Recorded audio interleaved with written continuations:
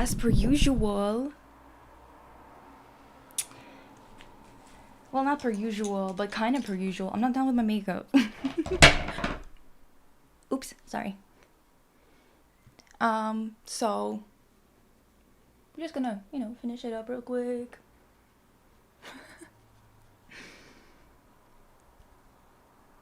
Oh my god, thank you. What the heck? I realized today that I scratched my forehead.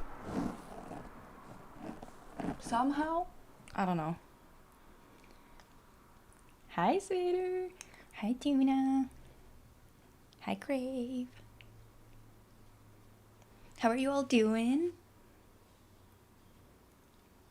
How was your Thursday? I think it's still Thursday for everyone, right?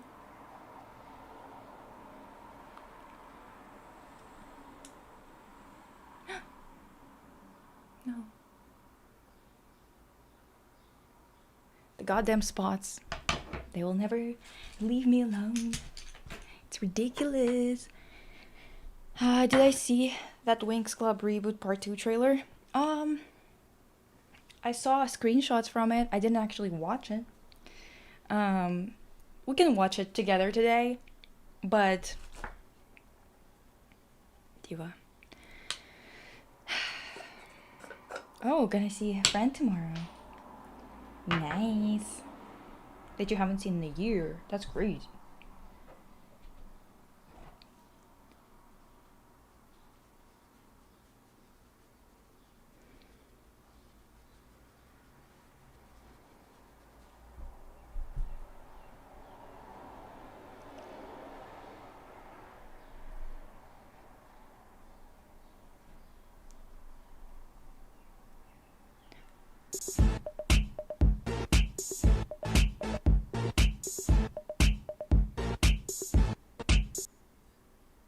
Oh yeah, they had fireworks yesterday. They didn't have any here, thank God. Well, I mean, they probably did like downtown. You know what I mean? Like, not that far out from the center of the city. But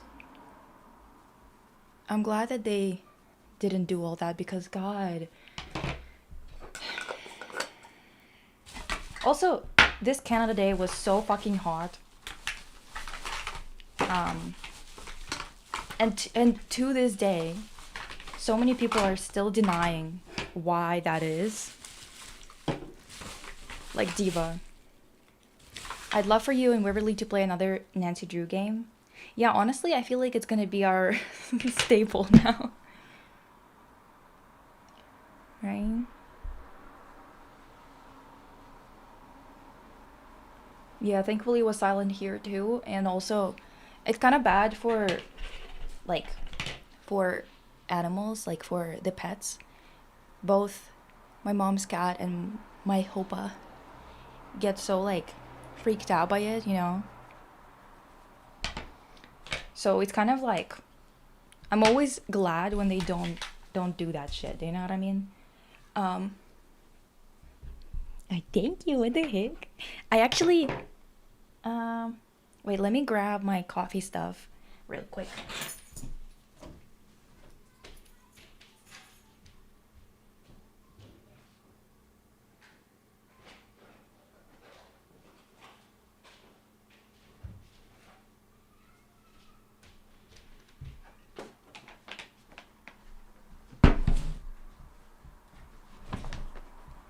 It feels like everywhere is going through a heat wave right now.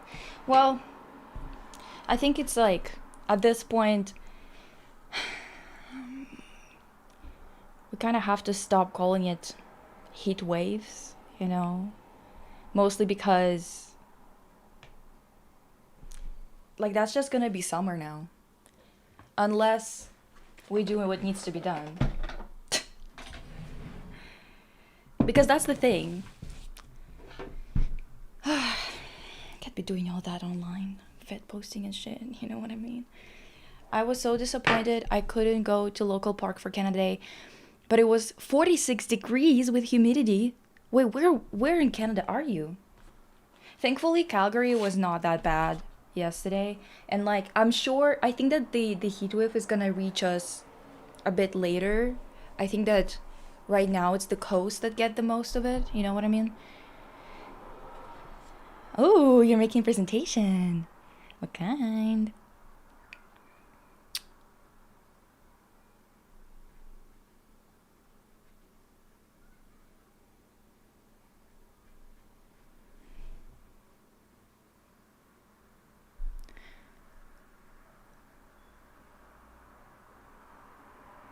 Oh, it's already so late for you, Pakrash. Hi. Let me put my headphones on so I actually hear if there's like anything happening with the alerts and shit. Um, yeah, it's been raining yesterday.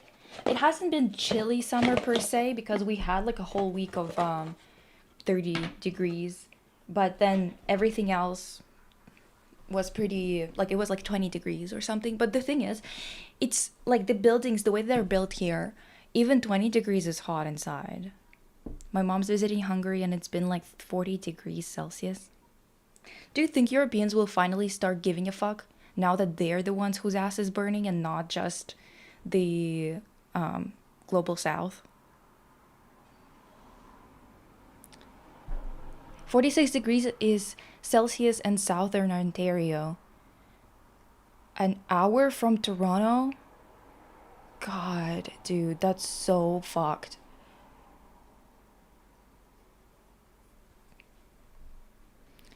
That's the thing. Yep, it's bad now, and it's probably the coldest summer of the rest of our lives, unless some drastic measures are taken. So, like in 2021 in Vancouver, there was a heat dome, right? I don't know if you guys heard about it. Probably some of the Canadians heard about it, right? And that was like one of the worst fucking weeks ever. Uh, we've been burning for a while, Lisa. Well, yeah, it's because like you're young, so to you it seems like it's for a while, but adults are still saying the same stupid shit of like it's just climate is just like it's the same. When I was a kid, it was also in the 30s or whatever the fuck, and it's like no, it wasn't. And to us, it seems like it's for a while because most of the time that we remember now has been getting hotter and hotter. I remember when it was 2018, I was going to university. It was September, and the sky was fucking orange because it was like the woods were burning, and I was like just standing there on the at the bus stop and thinking, damn, like it's just gonna get worse and worse. And that was almost 10 years ago, bitch. And then they want to label everybody who wants to change this a terrorist and a fucking like whatever else they want to call everybody. And I think that honestly at this point maybe it's a fucking badge of honor. Since you're doing something instead of just being like maybe like it's just for the rest of our lives we're gonna have to live like this. We're acting like such little bitches. It's disgusting, honestly. The amount of guns that Americans have and they don't fucking use them except for on kids is insanity. Like divas, you got so much shit just like literally until like pretty recently you could buy it at the fucking Walmart, and yet all of your officials are walking around without bullets in their whatever. It's surprisingly fine where I live, even though 40 degrees during July is like a normal situation here. Well, that might be why it's a little bit better, because if 40 degrees is normal for you guys, your buildings are built differently. It's not even just the AC, because many places in the world don't have AC, right? But there's like a thing, like for example, in Cyprus, even just 10 degrees Celsius is already like cold because it's built for hot weather. But then it feels so much better to be there at 30 degrees than somewhere like in Canada at 30 degrees, because every single one of our buildings, it doesn't actually trap any temperature. It doesn't trap temperature in the winter to be like warm. It doesn't trap temperature to be cold in the summer. It's fucking useless unless your building was built before the 80s at least. I would say maybe even fucking 50s. Your building is just a pile of garbage. For real. A heat dome is a weather phenomenon consisting of extreme heat that is caused when the atmosphere traps hot air as if bounded by a lid or cap. Yeah. Um,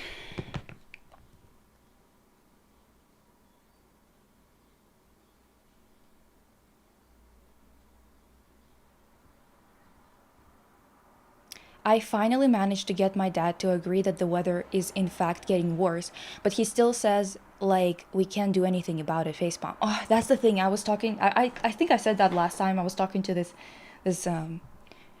person who I would just like went for a coffee with. We were kind of like acquaintances, and I think I've told you guys that the same type of thing. They kind of like always get bound out about the situation in the world and they don't want to talk about it. Well, at the same time, we don't have the luxury of that anymore. I'm sorry.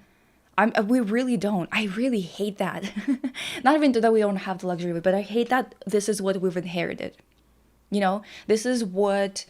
And the worst part is that all of these people who are like in their 40s, 50s, 60s, they're all denying this shit.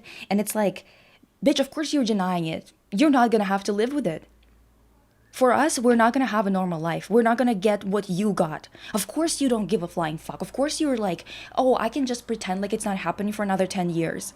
And by the way, you're not gonna be able to do that anymore. Because if you are over 40, chances are you have more health issues and you're more likely to die from a heat event. Like the heat dome in Vancouver. Dude, there was like 200 to 500 people that died that week because of the temperatures. By the way, for those of you who live in like colder places in Canada, just start paying attention to how many amputee numbers we have in the winter. How many legs, arms we amputate in Canada because people are on the streets and they lose their limbs because they get frostbitten. Just look up the numbers. Just as a fun game. The weather is ridiculous, so unpredictable and hard to grow a garden. It's even hard to make plants sometimes. Exactly. Gotta make it educational. Everyone watching VOD. In our country with 4 seasons is much hotter right now than in country where it's hot the whole year. It's yeah. We need more Luigi's from Mario, I promise. Yeah, just from Mario. No one's saying anything. What? Palantir, turn off the recording devices. Fucking hell.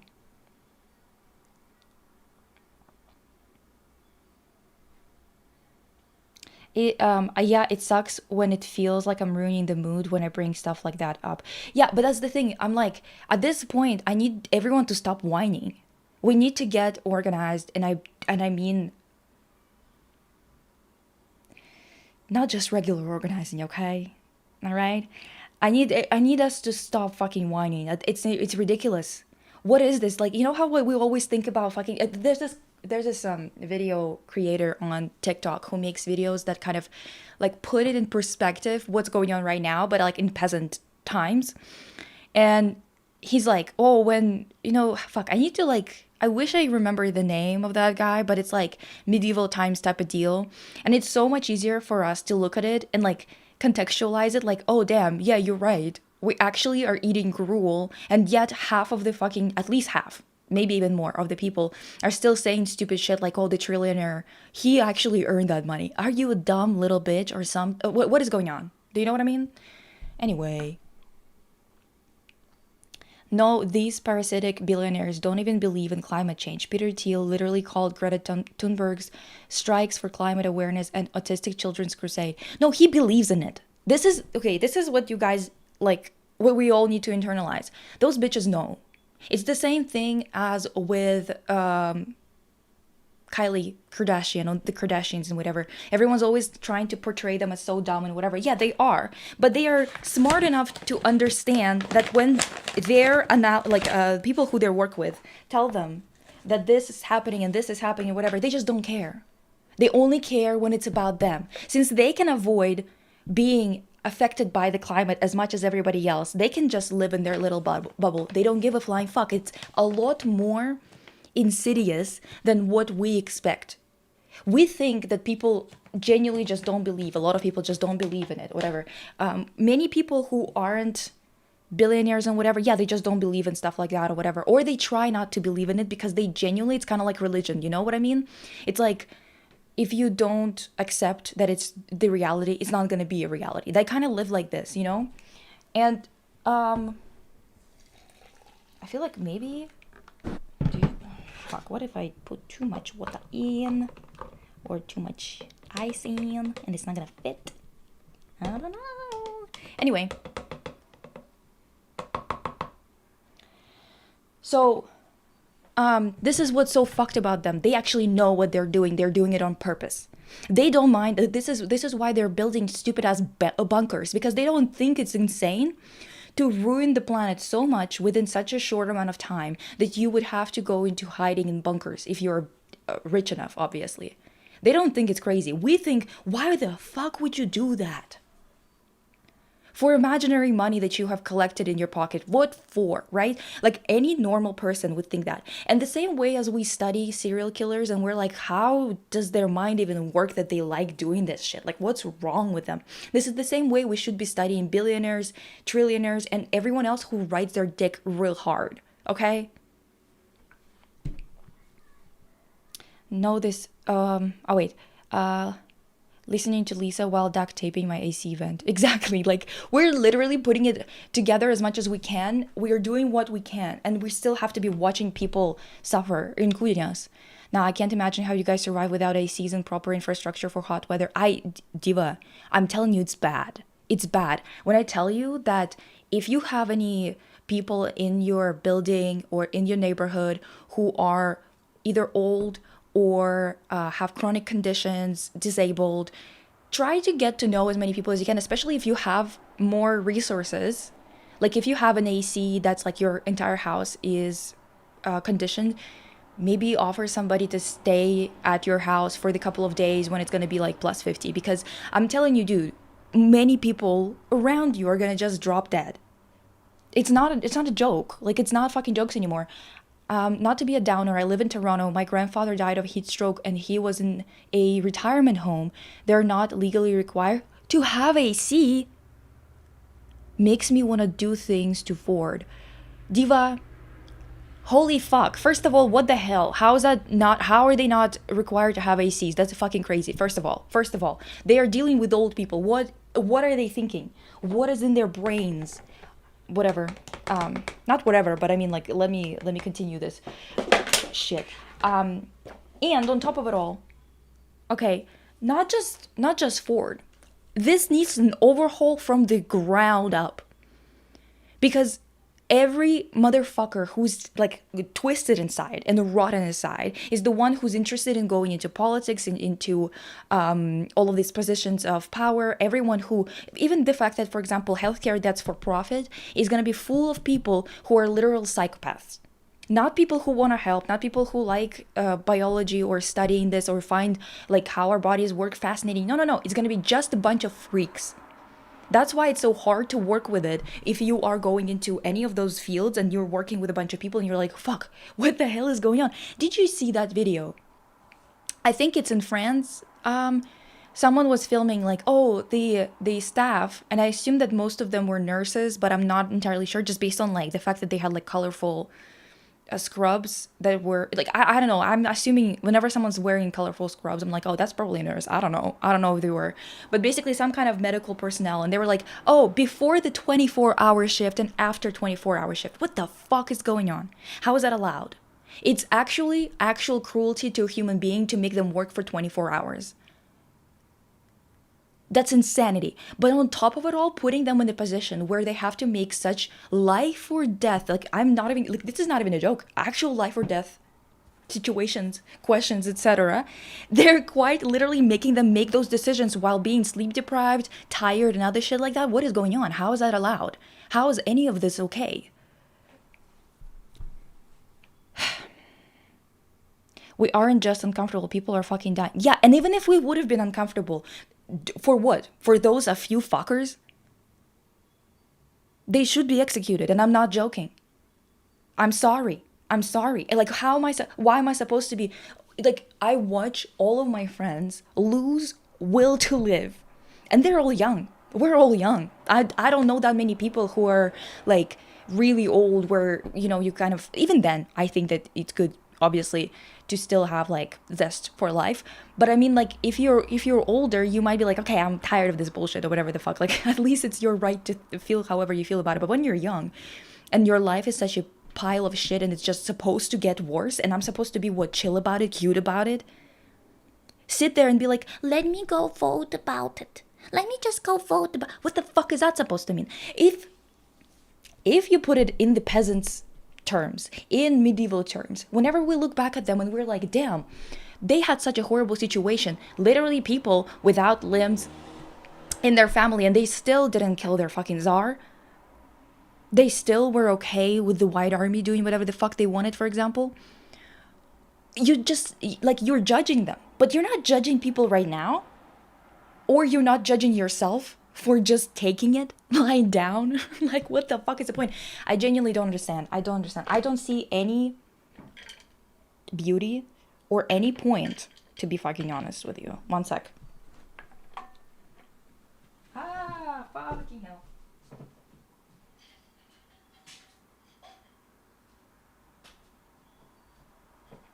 I spilled coffee. Just one moment, you guys. Sorry. Wait. No. Let me actually push it through real quick. Real quick. Wait.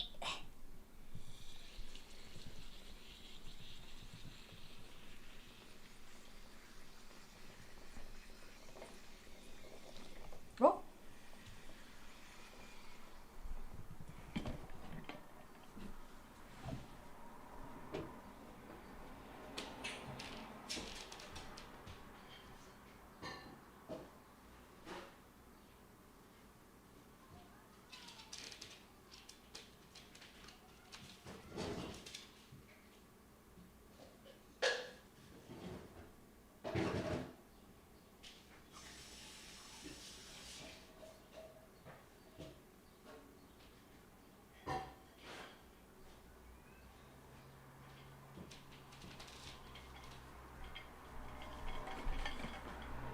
Oh.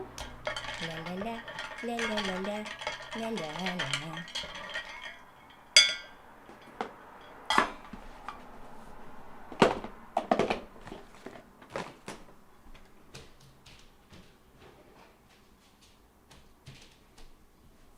Probably spilled coffee on me as well.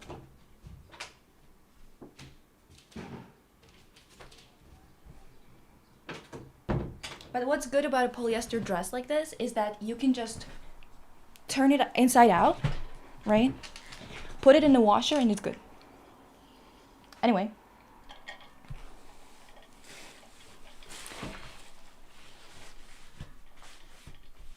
Okay. So by the way, I'm working on, I need to finish a couple of artworks so I can have like new work that I can apply to a residency with. And maybe one of the days I'll stream with you guys and I'll work on art with you and you can work on your stuff at the same time, maybe. I feel like that would be cute. Anyway, when your friend tells you if you toil a little harder, you can have as much gold as the king type shit. Yeah, like we sound dumb. We sound stupid, okay? And not only that, we sound heartless and we're acting like little bitches. How about that? Oh, Lisa, this is such a cute Stella-coated dress. Okay, where I am from, both winter and summer are kind of extreme, but it's also because of very high humidity. I guess it's a bit easier to tolerate if you're living in dry climate. Well, when I grew up in a dry climate, but with really extreme temperatures, like in the winter in Irkutsk, it would be -45, and then in the summer, it would be like 30, sometimes higher. But it's like the way that it was dropping between night and day was what was so like drastic, if that makes sense, you know what I mean? But it's like it wasn't as bad as it is now. I think it's gonna reach 50. I think that Xinjiang is gonna have like 50 degrees this week, which Xinjiang 50 degrees, at least Xinjiang is a little bit like lower, like closer to the equator, right? But then why the fuck is Irkutsk reaching those numbers? Why the fuck would that happen? And the worst part is, okay, so right now, I think it's gonna be 31, which at least it's like not as bad, but I'm gonna tell you what. Since I'm Siberian, I'll tell you about Siberia. We have this thing called permafrost, so it's like part of the earth that's frozen completely and does not unfreeze in the summer, right? You can't see it or anything. It's like it's like deep inside. And there are two things that are wrong with climate change when it comes to that. First and foremost, all the infrastructure, the way that it was built, the heaviness of things that were put on top of the earth were all counted, or not counted, but calculated to be a certain weight so they don't fall through. All right?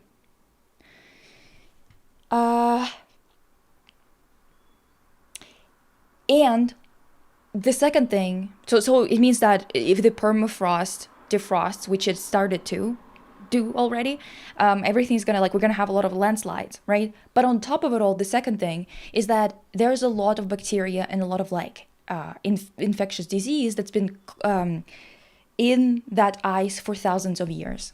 So we don't have the technology, nor do we have an immune system that is in any way capable of dealing with those diseases. Okay? Because it's been so many years between those infectious diseases and our immune system, the way that it operates now. If that shit gets unfrozen, I don't even, whatever. We can't, no doomerism in here, bitch. I want to see anger and I want to see action. I don't want to see anyone fucking crying and lying down and just taking it. Those bitches, especially that fucking, like, people like Elon Musk, he's like the biggest example of the type of loser that we're letting, like, do whatever to our planet, to our livelihoods, to our loved ones. This is the type of loser who's responsible for it, and we're just letting them do it because apparently we can't do anything about it. How about we just take care of that bitch? I don't know. Okay, wait. Let me catch up with the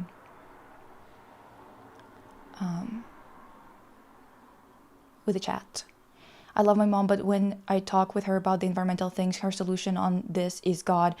Something like God can't let us to destroy this planet, and I'm always like, babe, stop. Yeah, no, the thing is, that's why so many revolutionaries are always so harsh on religion. It's not because religion is like banned entirely under any type of like Marxist-Leninist thought or something like that. It's because people specifically take religion as a way of normalizing suffering, and not only normalizing it, but making it into a virtue. So you basically get this pacified nation or this pacified population that's not going to do anything because they think that right now is the time to suffer, and when they die they're going to go to heaven. That's not how it fucking works. You don't know shit. None of us know shit. Even if you are religious and you believe in that, technically speaking, for you right now, this flesh and bone that's on this planet, being a little pacifist bitch is actually so much worse because you're actually not doing any good. Sure, you're not doing any bad by default because you're not doing anything, but sure as fuck you're not doing any good either. So, and if you're just sitting there not doing anything and bad things are happening because you're not doing anything, are you any better than those people? Maybe you're not as aggressive, but you sure aren't good. I don't blame them for being upset about poverty and lack of job opportunities, but illegal immigration being the root cause is a choice. Meanwhile, the actual cause is just making more money. No, it's literally like people are being so fucking like dumb. Stop looking at people who have nothing as if they are the ones who are causing this issue. Like, for the love of fuck, if anyone, if you're gonna be yapping this fucking much, at least learn a thing or two about economics, and then we can talk. You know what I mean? Or we're talking about TS blocking off a whole city for her wedding. Yo, it's so tacky. Yeah, don't even start me. Actually, no, start me. We'll get to it. Divas today went on a Walla dating app, and a Slavic woman literally had in her profile no Asians, no Caucasians, and other ethnicities. I am baffled. Even queer spaces are weird like this now. First and foremost, yeah. Second of all, at the same time, at least you know to avoid her. Because there are some people who are like sneaky about it. Do you know what I mean? At least here you know to stay away from that fucking freak. But whenever queers are like that, it's like, what do you think? Who do you think is your fucking friend? I guess Peter Thiel. I guess what is his name? Sam Altman, both gay and evil, but not in a fun way. Not in a fun way. When I was in nursing school, I did my placement in a nursing home during the summer. Hell on earth. The nurses' lounge also had a big ass window facing the sun for most of the day. We were boiling. Retirement homes aren't considered long-term care, similar to how some apartments don't legally need to provide AC. Fuck all of them, honestly. 24-hour workday sounds like torture. No. Organizations like the here in Portugal have been opening their locations with AC to anyone that needs it, and the Lisboa or Lisbon, I don't know, subway is now staying open all the night, so homeless people have a cooler place to sleep. Yeah, we have the same thing like in this winter, not always, but sometimes in Canada, and still so many people get their like have to get amputations. I saw someone say that it might be why Joe didn't marry her, because she wants an attention-seeking wedding. I don't see the reason for it to be at Madison Square Garden and on 4th of July weekend too. First of all, it's just dumb. Second of all, it's tacky. Third of all, it's some American-ass bullshit. Like, in this day and age, to be this into 4th of July, bitch, really now. Hi, Clara. But also, on top of it all, I don't think that Joe, I don't know why they obviously broke up, but I don't think it's about the wedding. I think it's just like her. The older, I think that they just got older and realized, like he realized that this is incompatible. I don't think that he's politically as far right as she is. As not a coffee person, I always wonder what that thing does. It is basically kind of like, instead of, because I don't have an espresso machine, right? And you can do pour overs where you just like pour it over the coffee or whatever. But this thing, it also uses pressure. So you basically can do a smaller amount of water and get a, not a density, but what is it called? Like a, like it's as strong as an espresso, because it's like the concentration, because you're using the pressure as well. That French was pressed. Hi, Zero Lori. Oh, by the way, Zero Lori is also a streamer, streams games, a queer creator. I think bi, right? I don't know. It doesn't really matter. Some kind of LGBTQ plus IA. Really sweet, really funny, and stands on business. Go follow them on. I think you just on Twitch, right? You just you stream on Twitch, right? It's on Twitch. Zero Lori. It's should be the name should be either in the chat if you're on Twitch. Let me actually. If I do it like this, would I do something? I don't know. Let me see. Did I do it right? Maybe it didn't do anything, but I think that I'm supposed to set it up somehow. I don't know, Diva. I say I'm bi, but it really depends on the day. I think that's the whole kind of thing of bi. A lot of Lara Croft. You do Tomb Raider, right? And like all that kind of stuff. I think that a lot of people in this chat like it, especially I think Crave, you like that game? Anyway. Also, Lisa, you should definitely make a Twitch channel point redeem for a daily check-in and have it play my line as audio. Damn, how do I do that, Diva? Okay, I need to remember. Wait, what is it called again? Twitch channel point redeem for a daily check-in and make it. Let me copy it and paste it in my notes so I remember, because I will forget. Okay.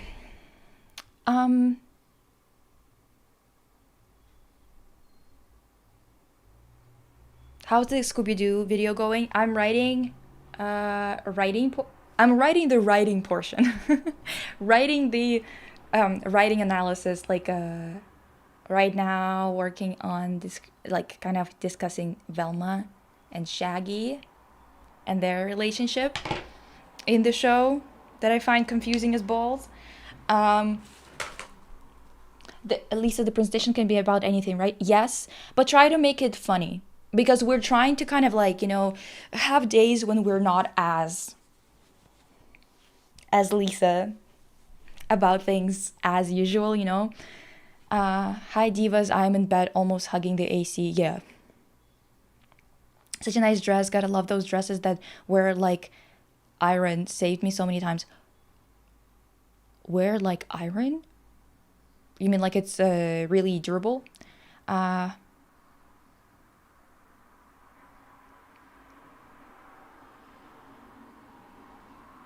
what's Siberian terrain like? Like, is it mountainous? No, it's more like prairie like. Um, quite similar. Like, there's still some mount. It honestly depends. Siberia is so fucking huge, right? But the area that I'm from is not that mountainous. There's some mountains, but they're not that high. Like, not that tall. High. What? You get it. If you guys want to do something about climate change, a good place to start is to do compost and home gardening for growing food.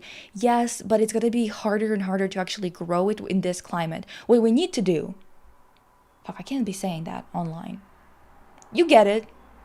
Just look me in the eye. Read what I'm telling you, okay? Actually, you know what? We should probably all collectively go learn how to use weapons, get ripped, or at least sturdy. Because I'm not sturdy at all. I should be sturdier, honestly, for the things that need to be done. One sec.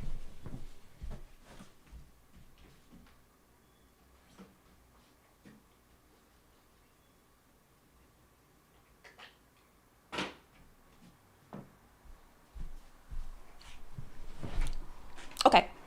So, yeah, I was gonna also talk about the Empire State Building thing. Did you guys see it? Um, let me show you. Oh, actually, I'm not done with my makeup. Damn. Okay. Well, let's just hope the ketamine takes care of Musk problems sooner rather than later. I mean, yeah, but that's the thing that we need to make it impossible for someone to swoop in and take his place. Do you know what I mean? Um, there's a whole book about the spirit of capitalism, and it shows how religion and capitalism go hand in hand. Yes, religion, capitalism, patriarchy go hand in hand. Also, imperialism or colonization. Okay. Yeah, not in a cunty way like I see. uh,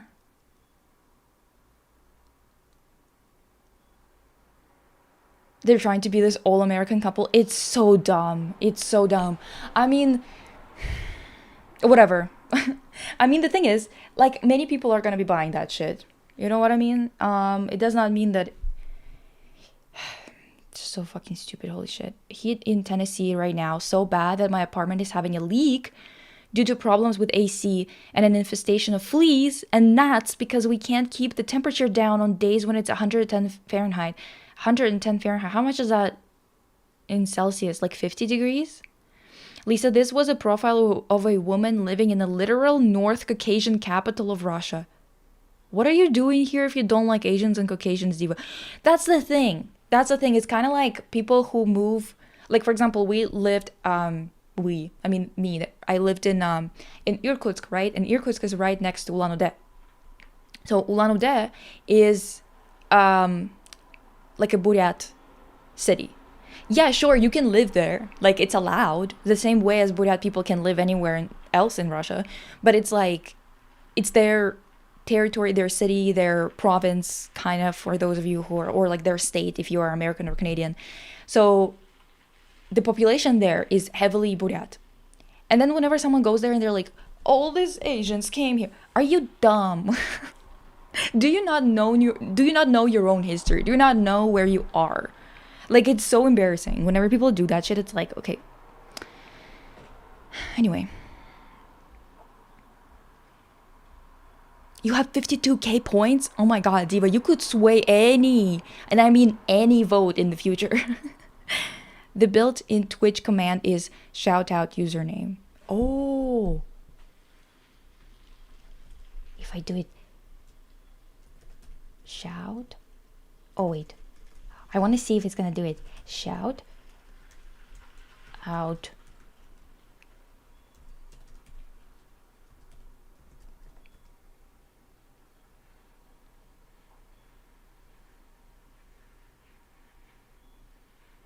Did it do anything? I feel like it didn't do anything. What the heck?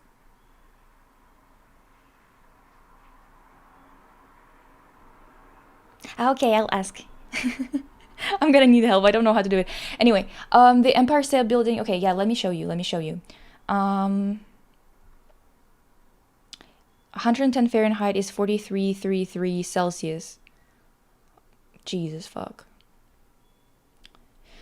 Okay. Empire State Building.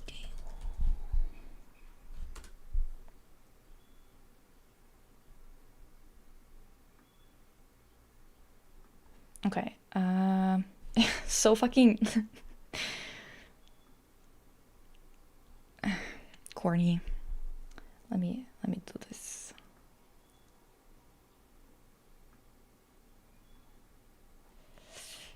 Oh,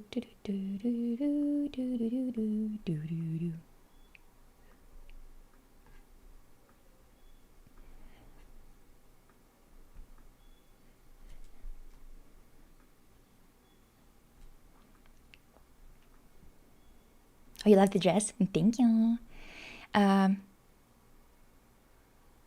The fact. Wait. Emotional support basement, Empire State Building. Dude, ESB? Those two Russian divas who got engaged on an Empire State Building. What?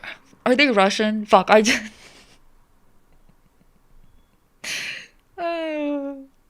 Fuck. I fucking knew it. I knew it was some kind of Slav. I didn't know it was Russian, but I was like, those are some Slavs. Fucking hell. And the thing is, I don't think there's anything wrong with that, per se. However, like, there's nothing, like, morally wrong about that. But them getting up there, are they some kind of, like, oligarch babies or something? Because the nothing burger of a statement that's on their fucking flag, I was like, you did all that to have that flag. Let me actually read you the story, okay? So 2 people arrested, arraigned after scaling top of Empire State Building. 2 climbers who scaled this spear? I don't know, Diva. Of the Empire State Building in a daring stunt were arraigned Thursday on felony charges and released under court supervision a day after they evaded security to unfurl a banner about 1,400 feet above the sweltering city and appeared to mark their engagement. That's the thing. Could have, I don't know,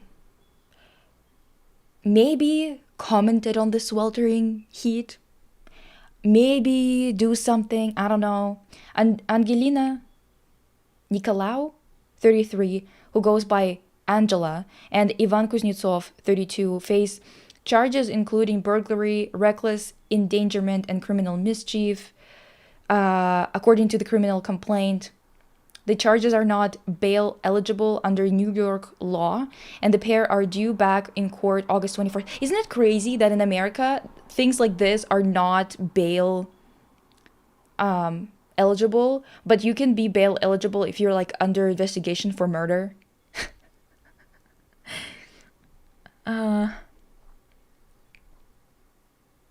If anyone wants to read it, it's called The Protestant Ethics and the Spirit of Capitalism by Max Weber. Oh, the Protestant. Let me copy this. Okay. I didn't see the flag, but I saw the girl making photos of a ring, LMAO. What was the flag? Okay, so let me see. Prosecutors described the pair in court as social media influencers, oh my god, who engage in extreme risk-taking behavior, including breaking into restricted areas of commercial buildings, hanging from rooftops, and free climbing skyscrapers, according to the DA's office.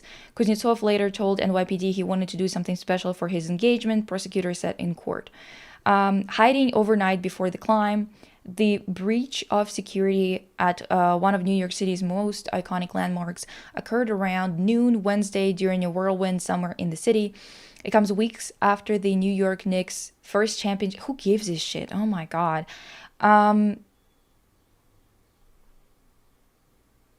a photo posted by her, yeah, of her ring, I guess. The two climbers. Well, he looks better here than he did in the video that I saw. I was like, okay. They hid there, and then let me see.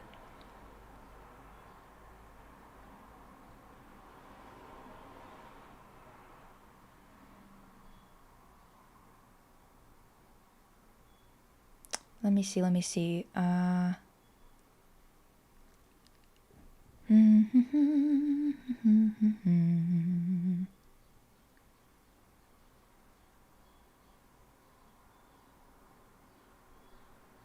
Daredevil influencers with a following.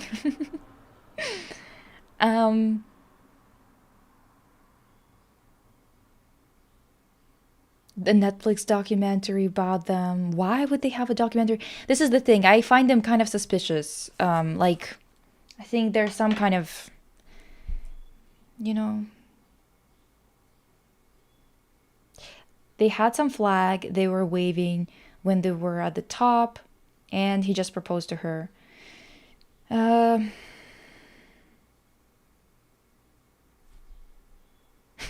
But I commend them for using something personal to try and make a more global impact. It's not a fucking impact. You guys are such, like... Okay, let me show you.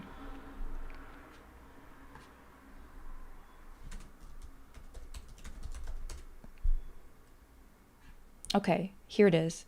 So the flag was like... Let me see if I can show you. Okay, bye, Pokraj. Okay.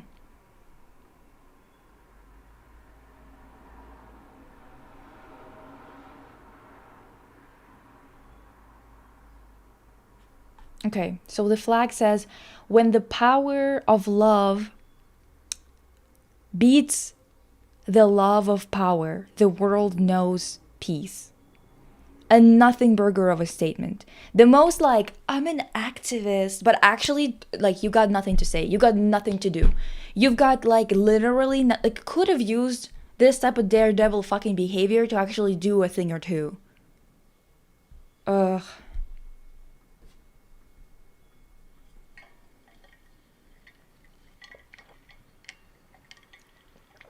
Yeah. It's like those people who were just like, making some kind of statements about joy or whatever the fuck outside of ICE detention facilities, and they were or throwing fucking dildos at it. What is it politically? What are you trying to say? Nothing. Absolutely. Even that is better than this. A fucking flag that says absolutely nothing. Fucking cowards.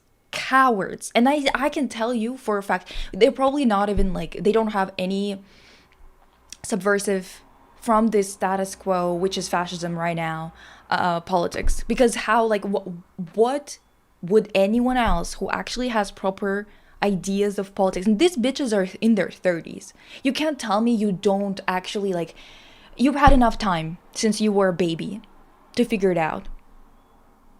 They literally said nothing. Yeah, they literally said nothing, and yet everyone is gonna be like activists or that, like, that DA or whatever the fuck who was talking about them and being like, oh my god, like, yeah, I don't think they should have done it, but I commend them for using their something personal, like their engagement or whatever, to make a statement, a global statement. A global statement?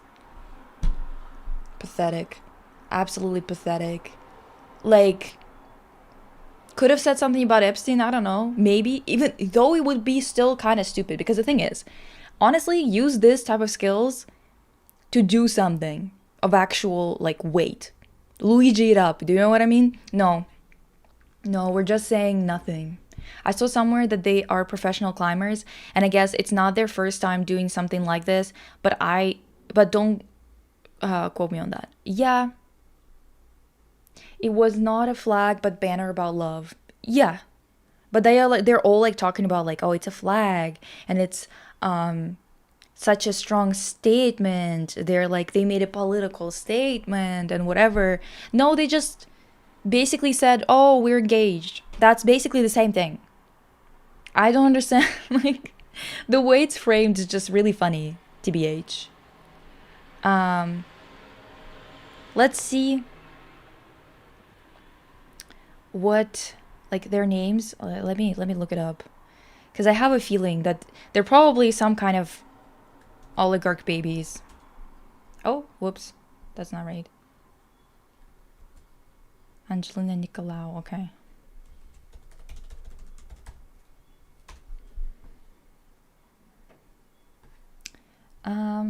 Okay, who they are, details on them, right? Details.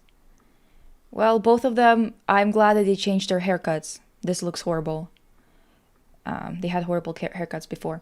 Okay.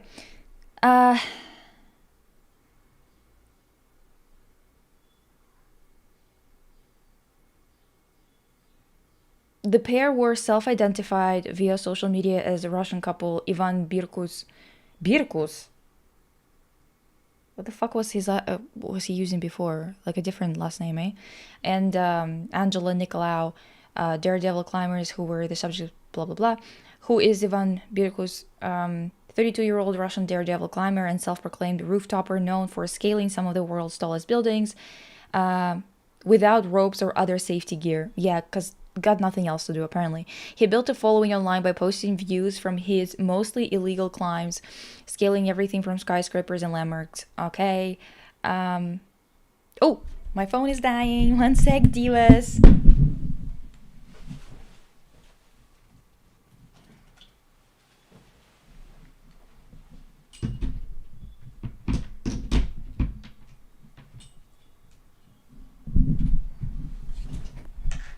Okay.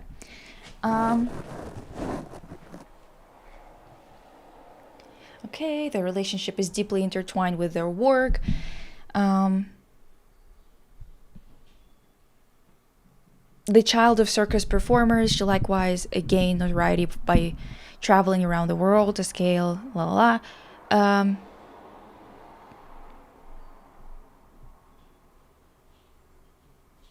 Okay, that's not enough info. That's just like random shit about what they've climbed before. Okay, what is his last name? Birkus or fucking Kuznetsov? Which one is that? I feel like, God, they fucking definitely doing all that just for people to go look up their Netflix documentary. This nothing burger gets a Netflix documentary. Only white influencers can skirt on this type of mediocrity. I mean, the thing is, it's not just the mediocrity, because I guess they are climbing those fucking things or whatever. It's specifically the combination of like the aesthetic of danger and the aesthetic of bravery while actually doing things that are not challenging the status quo. Okay. Hi, Pink. Could have said climate action now or free Palestine now. Literally anything. I don't know. Yeah, literally anything. And yet they just said nothing. They said nothing burger. Let us get more like attention on our Netflix documentary, I guess. There's like no other reason why they would be doing all that, really.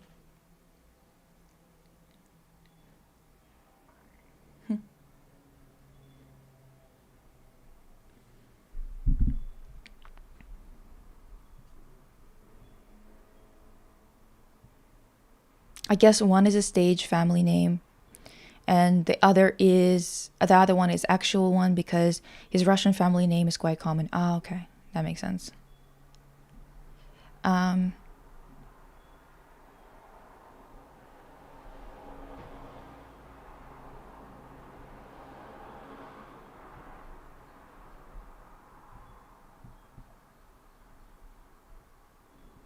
Okay. Yeah, that's the thing. Like, how do they have a documentary made about them if they only have like 1.5 million followers between the two of them together? You know what I mean? Like, immediately I'm suspicious. Russian outside of Russia does nonsense, 30 years old, has the money for a diamond that size, has only 1.5 million followers between the two of them in the year, which means like they have like half of that basic. Oh no, wait. Yeah, half of that or so. Whichever one of them has more followers, that number, I think it's, let's see. I'm pretty sure they're just like 1.5 million followers combined.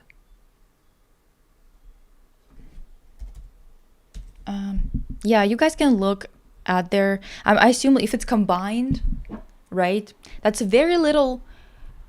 Like, the amount is very little to be given a whole ass documentary by Netflix. I mean, I think that maybe Netflix is just a distributor, right? But even then, if you think about it, like, Curtis Connor has how many followers on YouTube, which is a platform that counts a lot more than Instagram. Instagram and TikTok, like, if you have a million on YouTube, in terms of engagement and stuff like that, if you are not a content farm, but an actual person who has garnered that many like followers, and your engagement, the amount of people who watch you is still around 100K per video, like at least 10% of your following number on average, right? At least that's like healthy engagement, or at least like sustainable engagement. That would be about I think people say like 10 times, right? So like on TikTok, if you have 100K, it's kind of like having 10K on YouTube. So a million on TikTok is about 100K on YouTube. If you haven't, like, the engagement is healthy and it's in the same type of like genre or niche. So for somebody who's like 1.5 million together, which is like about 700K probably on one of their accounts, and everyone else is just like following both of them, right?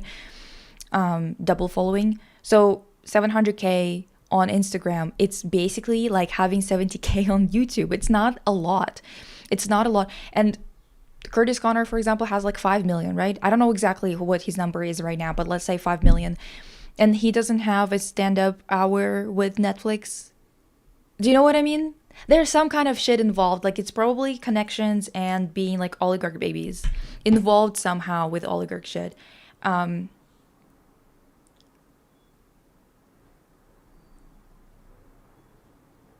That's my guess.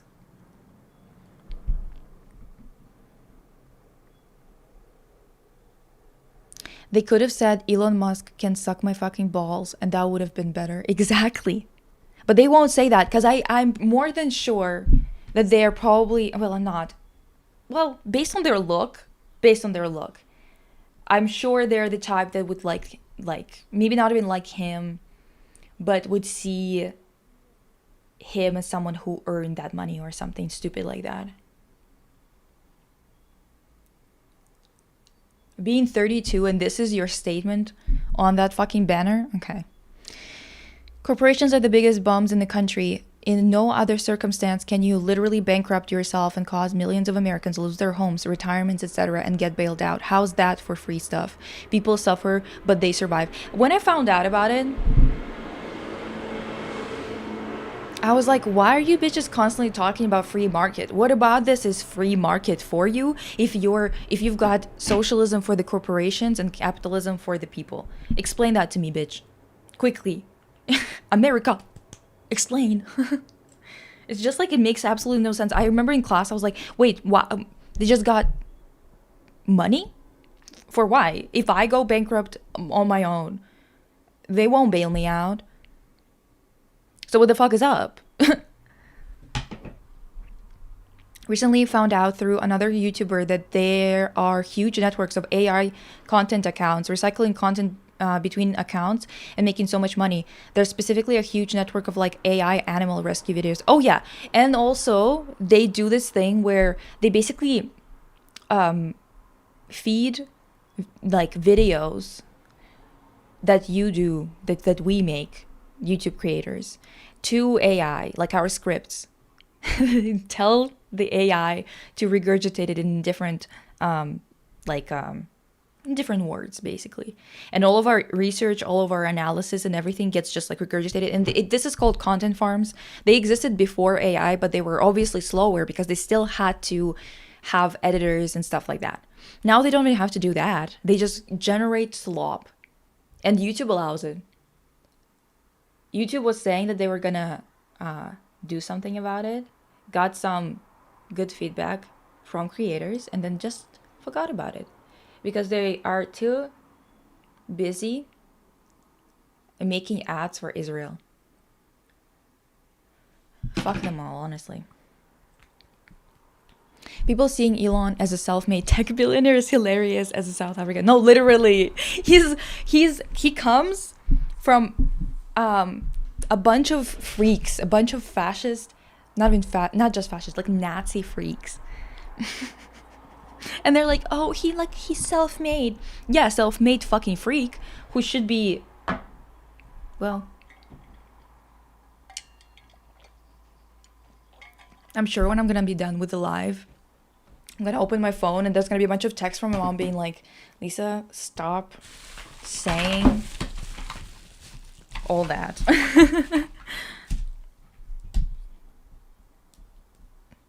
Stop saying dangerous ass shit. And it's like, well, I didn't even say anything. Shouldn't I just say when the power of love beats the love of power, the world knows peace? Is that what I should say? Would that make it better? There are so many videos on YouTube where the script sounds like it was generated by AI, because it was. This is kind of like why I'm having such a hard time making stuff, to the point where it's like I'm kind of not helping my channel with how slow I am. Didn't his family own slaves? Yeah. And benefited from an emerald mining thing. Stole resources that weren't theirs through the power of colonization. Yeah.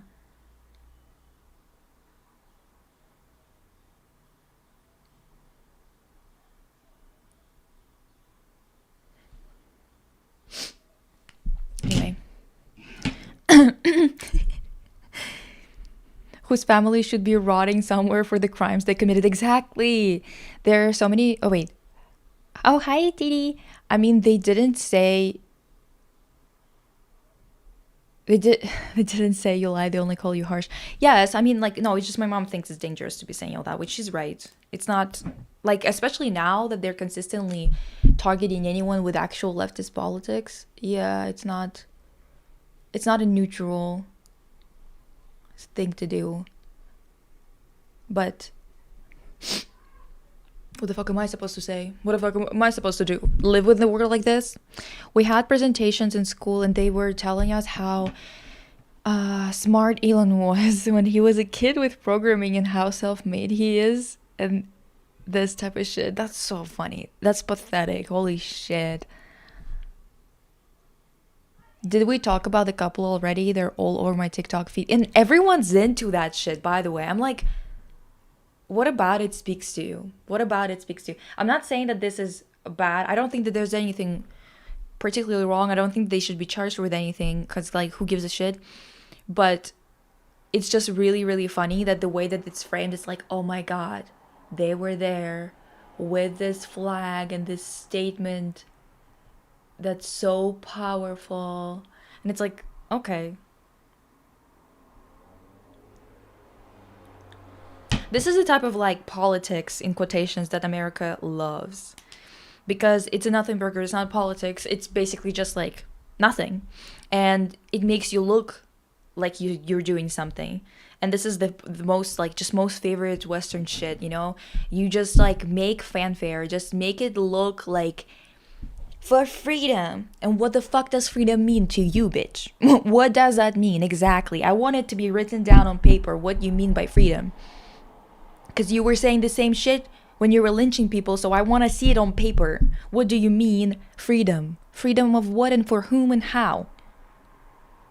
Yeah, my parents also tell me to stay quiet about these things all the time, but I don't know, divas.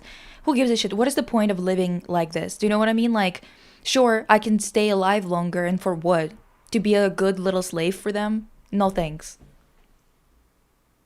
Like, what the hell is the point anyway?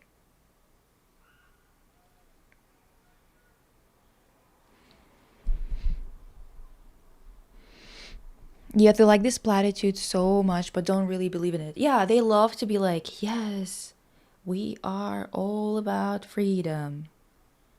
We are all about this and that. Freedom to die on the streets because you have medical debt. Freedom. Yay. The fucking political diapason of a cheap gas station t-shirt that says freedom on it. That's how smart we're going. That's how good we can do. That's how well we can do. This is, don't jump me, but they were kind of cute to me. Sans the flag, like whatever, but they were both baddies. Yeah, I mean, like there's nothing. That's what I'm saying. Like there's nothing wrong with it. I don't think that they should be charged. They were just like, so they climbed the building. Who gives a fuck? Like, uh,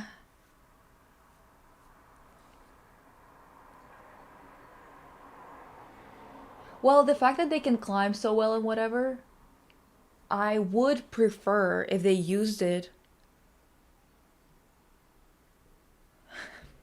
for revolutionary means. You're already like, you got a skill that's actually useful. But no, no, we're influencers. She said while being an influencer, I know. But I'm doing it because you gotta be doing something.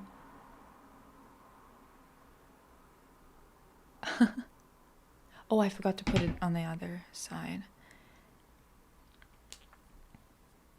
They mean freedom as a chance to be able to choose between 5,000 cookie brands that are actually owned by the same billionaire CEO. Yeah, and that has the same carcinogens in all of them. We're so lucky that we can choose between a black wrapper or a red one. When she pulled out the camera, I got the ick so quick. Do you guys hear about the rise of fascism in India back in Canada? I'm just curious. Not really, but to be honest, Canadians are not very normal about Indians right now. Like, even if Canada would get like catch a whiff of it, the way that they would be talking about it is if it would be like as if it's not an issue here too. We have like a really big issue with fascism right now too, with white nationalism, stuff like that, right? But the way that they would be talking about it, the way they would be framing it would be kind of racist because they've been kind of, I don't know, Canada's been really funky about Indians.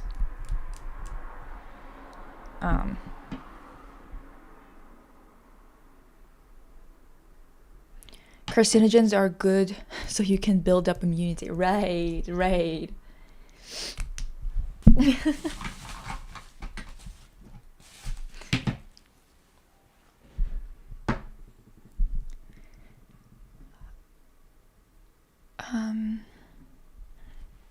That has been happening for a while, Diva, especially since Modi became PM. Like, even the educated college going youth say some pretty dumb shit.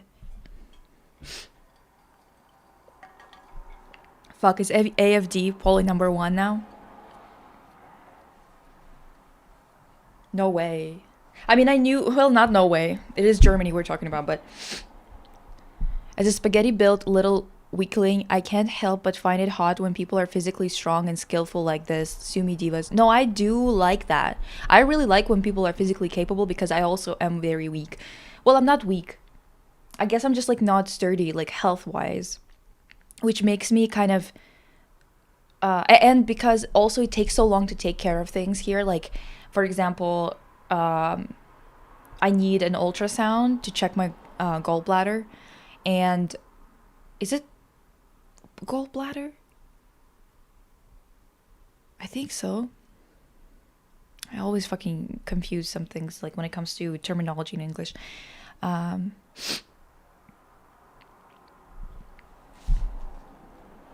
oh yeah, fascism is becoming so diverse. It's so crazy whenever it's like people who are not Aryan whites supporting it. It's like, diva, are you dumb or are you stupid? Are we on stupid hours right now? Because how the fuck? Tell me more about that problem with it. We don't. What?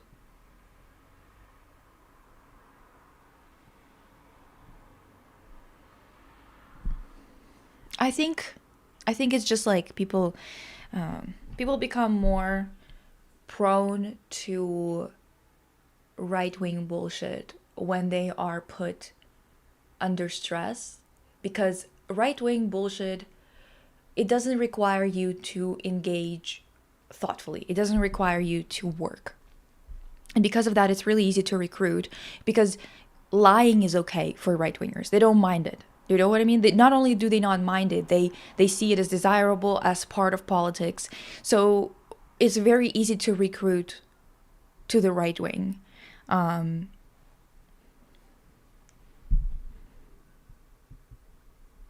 the front woman of AFD being a lesbian married to a Sri Lankan LMAO. That part kills me every time.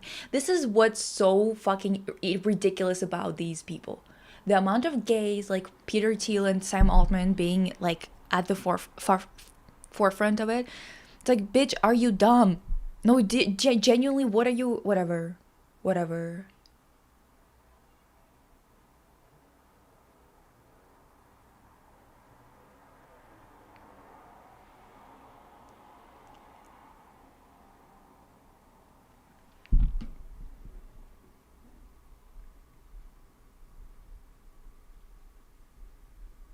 Yeah, yeah, right winger shit is not exclusive to white cis hetero fuck hetero people.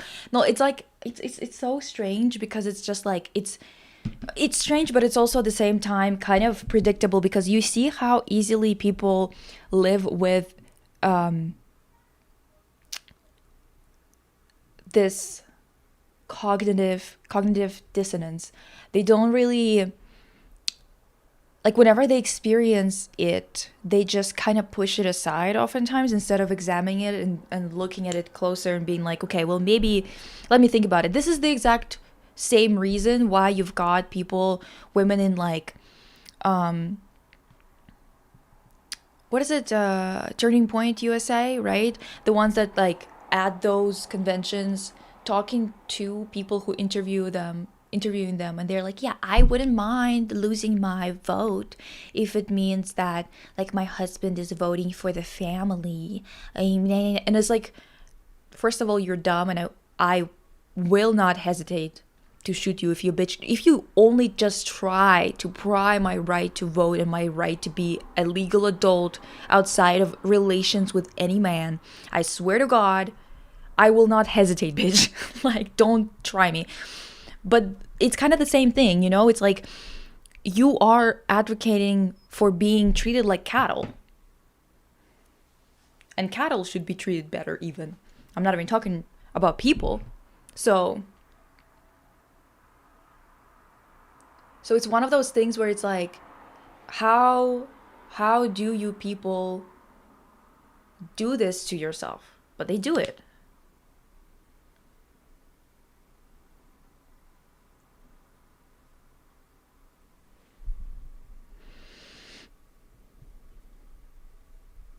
I think FD Signifier said in a video that a lot of conservative spaces focus on human experience of working class people compared to the left, which focuses on appealing to a higher class of people. Organized, yes, but also I think that it's not really. I think one of the things that needs to be emphasized all the time is making decisions based on material reality, and on top of it all, like emphasizing the importance of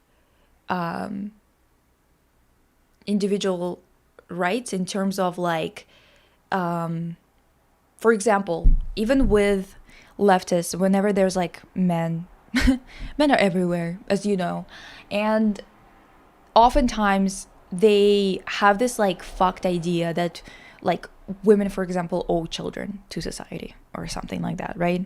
Which I don't think you should have an opinion on children in general and their production if you don't have the means of producing it. Like, shut the fuck up, to be honest.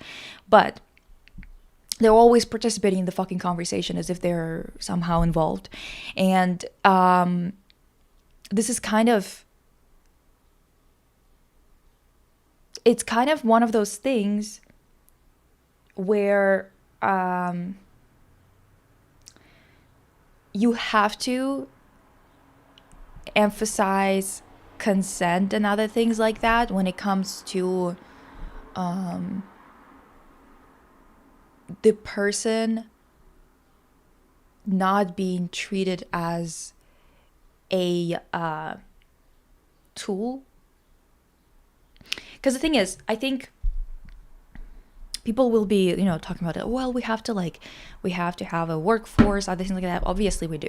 But that's the thing, that's kind of like, there are different ways of contributing and different ways of doing this and that. You don't owe somebody a family unit, kids. Sex is not a right or a need. It's a want. It's something that you participate in with other people, but it's not something that needs to be it's not a need that needs to be filled, okay? Because that's what you get. Even like they're so far up their ass in terms of not seeing anyone but men as human beings that they genuinely, like, whenever they are having these conversations, it's like a thing that comes up constantly, that it's a need, and if it's not fulfilled, it's gonna this is gonna happen. They're basically threatening all the time, but kind of like veiling it in some vague scientific bullshit or some vague economic shit, being like, it's just the reality that men are gonna go crazy if they don't get this or that and whatever. And it's like, well, listen, if the price of having men around is everyone else's autonomy, you do understand what I'm going to say to that, right? You do understand who I think would have to be eliminated, right? So don't say stupid shit like that. And on top of it all, I've been thinking about it recently, that a lot of the issues that we have in society is based on the fact that, based on how people define what is natural. And this idea that natural is somehow virtuous. And I don't mean like something along the lines of like fake boobs or real boobs or whatever the fuck. Like, I'm not talking about that. I mean like natural or unnatural behavior for a human being, okay? This shit is what's actually driving a lot of these issues. If people were to stop assuming that, first and foremost, if you are in biology, you know how flawed our bodies are. They're not perfect creations that just like so fucking perfect and smart and never cause any issues and whatever. Like, kind of like how people are always like, it's so natural for a woman to give birth. Yeah, so natural that you get 3,000 health issues that don't go away. Yeah, we're just not the most optimized creatures. And it's quite normal actually for anyone in nature, right? to have bodies that are not optimized for whatever reason. Because again, it comes down comes back to religion and how people are always like, we were made in the perfect image of God or whatever. That's dumb. That's genuinely dumb.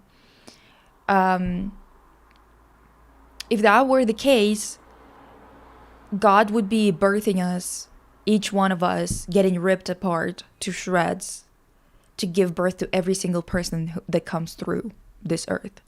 But that's not how he's doing it, is it? Or they are doing it. The fuck, whoever.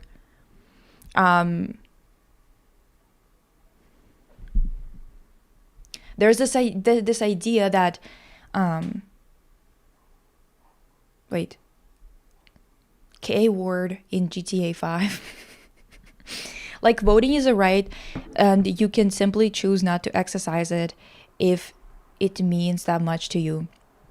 Why are they trying to take that right away from others who want to vote? Because that's the thing, that what they want, it's, they actually said that. I saw clips circulate on TikTok, people were commenting on it, that what those women were saying is basically like, oh, we just want the they were saying liberal, but what they mean is anyone who is left of the MAGA people, I guess, right? So that means literally liberals and everyone else was an actual leftist. So they were like, oh, we just don't want liberal women to have a vote, because they think, because they would vote the same way as their husbands. So technically speaking, they don't care because they want people who are voting in an opposing way to them to not have that right anymore. Because I'm telling you, they're fucking stupid. And I think that they're genuinely, because of there's like this reputation for anyone who's left of especially, I guess it's because of liberals, right? There's this like reputation of not actually doing anything. So they kind of expect that you would much rather do nothing and be like a pacifist than actually punch back. And I want to tell them, divas from Turning Point USA, I will punch back. Or if you're that scared, call up your husband. I'll deal with him instead of you, you little whore. Like, seriously, genuinely, they think we'll just take it.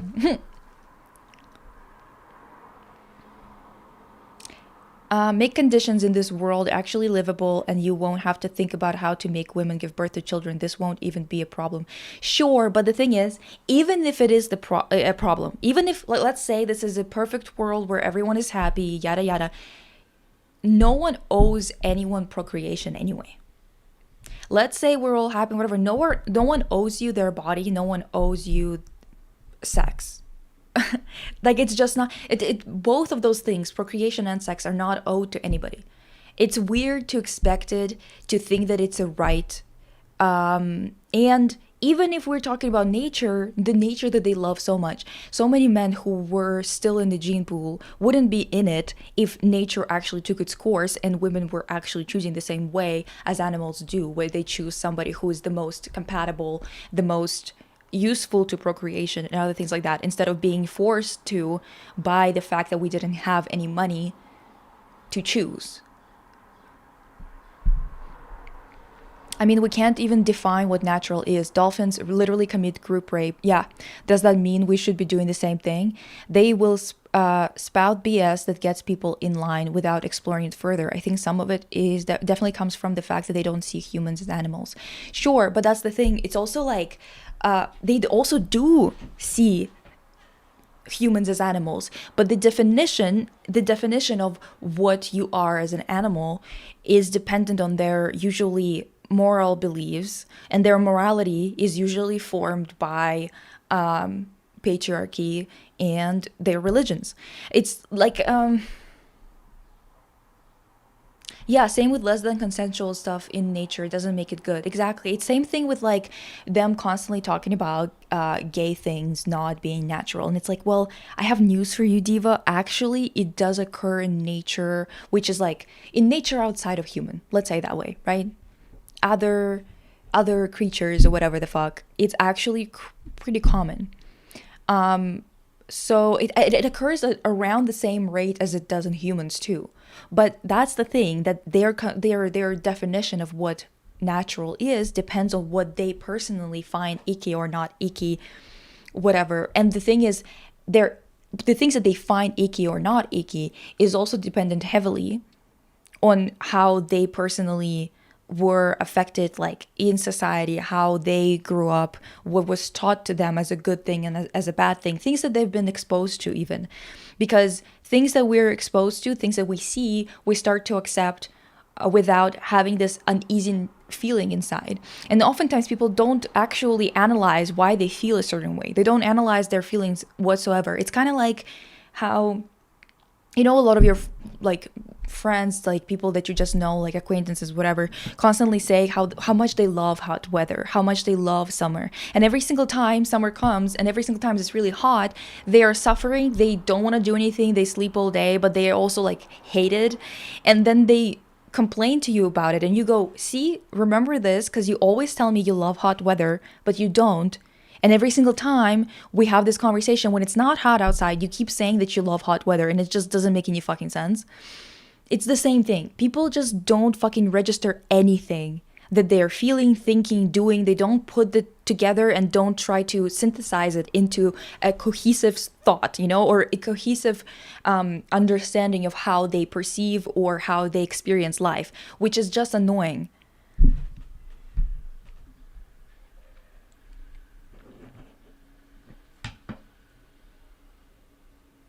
They see humans as animals if they want to defend their lack of control. Exactly. See, that's the thing.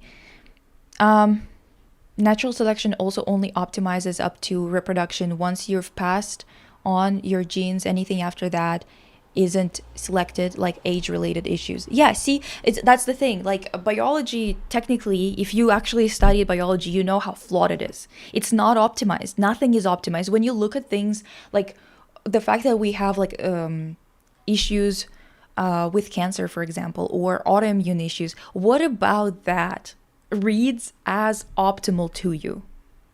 What about, okay, so let's say that it's not about like issues of the body, right? Let's say it's procreation, right? Pregnancy is actually really bad for you. It's genuinely bad for you, but they want you to enjoy how bad it is for you. They romanticize the fuck out of it. They're honestly sick in the head. If you love a person, I really don't understand how you could easily go like without them. Like if I were a person who is not carrying the baby, right? I don't understand how you can just easily be like, yeah, they're carrying my baby, and kind of like see it as just like part of life and not as a huge sacrifice that they're doing for the sake of you having this selfish like want of being biologically reproduced actualized. It just makes no sense to me. Like whenever I think about it, I'm like, I don't know how I would have to, like how the partner would have to be talking to me about it, or how much they would have to want it themselves for me to be like, yeah, it's okay for you to be in that much pain. Yet, like even with me doing everything for them and whatever, I would still feel guilty that they're going through so much pain. I would feel so horrified by the fact that they have to do all that for this stupid thing. Not the baby being stupid, but for the procreation as a concept to be a thing. It doesn't make any sense. And then you talk to men, you look at your father, your brother, everyone, and you see how they don't even think about it, how it's not even a thought in their brains, how they never look at their partners and go, fuck, how, like, what am I supposed to do? Like, I don't want to put them through that. That's so sick for me to be doing that to a person that I supposedly love, and they don't even think about it. It makes me genuinely look at them funny and be like, I don't know. It's crazy that you are exhibiting this type of behavior, and I'm supposed to still see you as a human being, because you're genuinely acting. I don't even know how to describe it, because to me it's so crazy. It's so cruel, to the point where I can't even listen to anyone, any guy who says how many kids they want. Even that, I'm always like, why would you even have that opinion? Why would you even have an opinion on how many kids you want? Like, so you're looking for an incubator. You're not actually interested in the person. You don't want to be in love. Maybe as a bonus. But what you're looking for is for someone to be an incubator and not complain about it. You're not even thinking about it, actually. That's the most fucked part about it, is that they don't even think about it like that. They don't even think like, oh, I'm actually kind of being cruel as shit. Not a thought. And when they do think about it, they're like, oh, thank God I don't have to do it. So let me say a bunch of shit about divine feminine and about how much I love women and how much I admire them and how much we should be on our knees in front of them, just so they continue doing all that shit, literally ripping their body in half to give birth to some other, God forbid, misogynist. People say natural leads to eugenics, which is so terrifying. You see a lot in religious spaces. I remember there was a song I sang in church, and the lyrics made me stop dead in my tracks. Because the lyrics were so ableist, and I was thinking, why are we singing this? Yeah, because the thing is, like, that's the thing, the whole idea of natural. What do they mean natural? They usually equate it to healthy.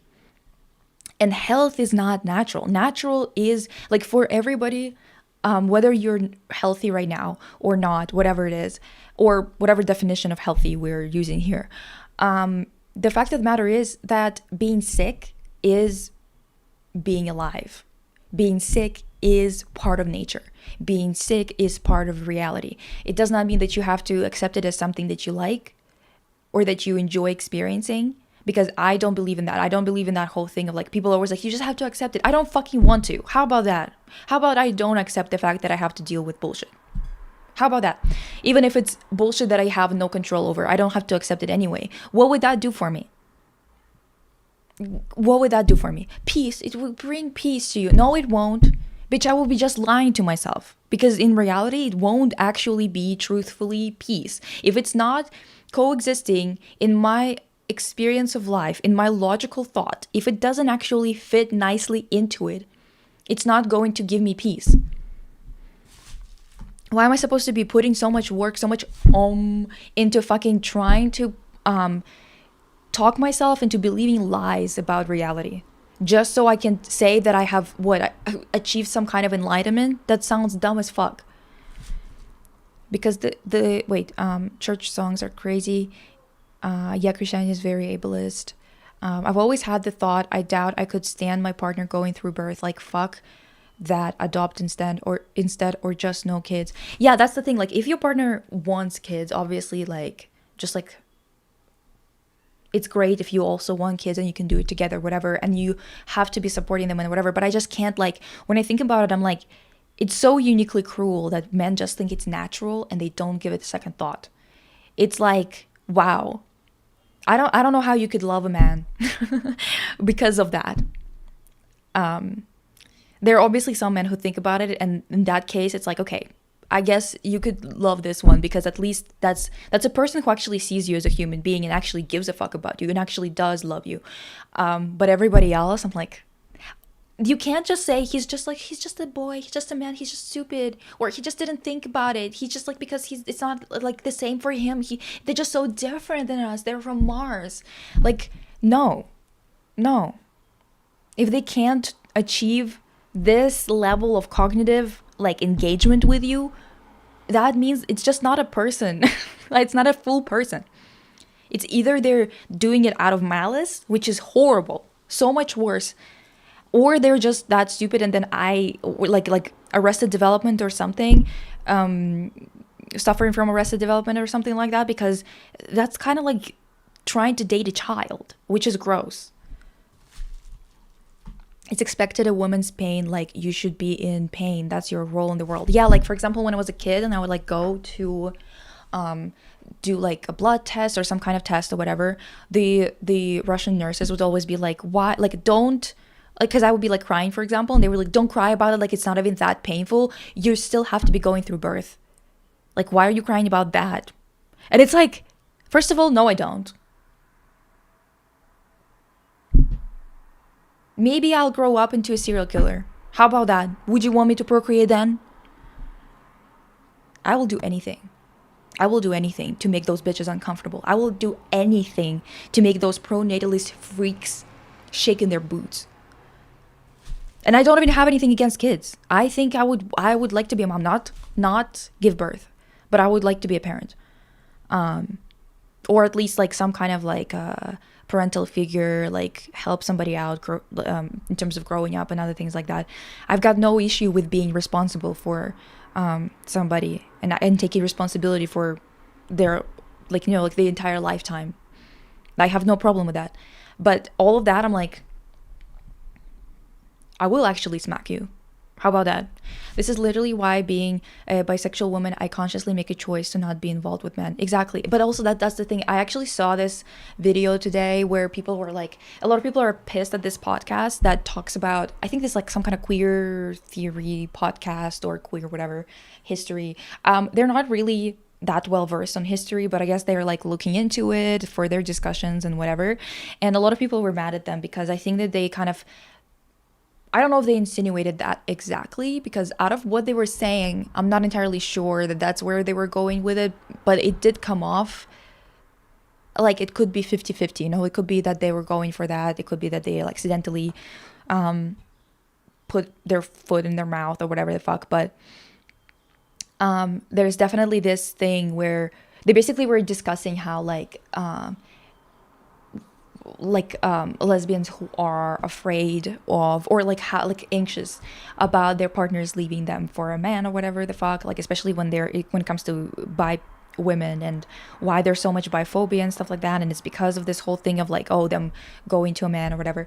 And they were talking about it like as in it's male centered to have those anxieties or to feel that way or whatever. And I have not experienced that, but I was just like, okay, logically speaking, divas, I think you're in the wrong territory, because like, sure, male centeredness is not it's a societal position that is fucking beat into or beaten into you. I don't know, diva. It's basically forced upon everyone. It's forced, and then it's forced on more, and then it's forced again. It's impossible to not be affected by it in some way. It's possible later on in life to like deconstruct all of those things and whatever, but we are born into a world that is male centered. However, this anxiety, I really, like, logically speaking, I really don't think that it's about the fact that it's a man. It's about the fact that they are existing in a society that's still not valuing queer relationships in the same way as they do straight relationships, or see them as just one of the types of relationships. It sees it as the other, and being uncomfortable with it and thinking that you don't want someone to leave you for a man, is less to do with that, I think, and more with them just being like male centered or whatever the fuck, and more to do with the fact that in a society that's hostile, where you would actually have to be enduring more uncomfortable and more, like, even legally speaking, issues of discrimination and things like that. It's like knowing that a partner could opt in and out of that life, not just you in your relationship, but of that lifestyle as a whole, can be detrimental to somebody, because it's a feeling of unease, because they don't even have to deal with it. So I think that it's less to do with that and more to do with the respect of a lifestyle, and the fact that those people who don't have a choice, who are like fully queer, fully is like a really weird way to put it, I guess, those who are only attracted to the same sex or whatever the fuck, right?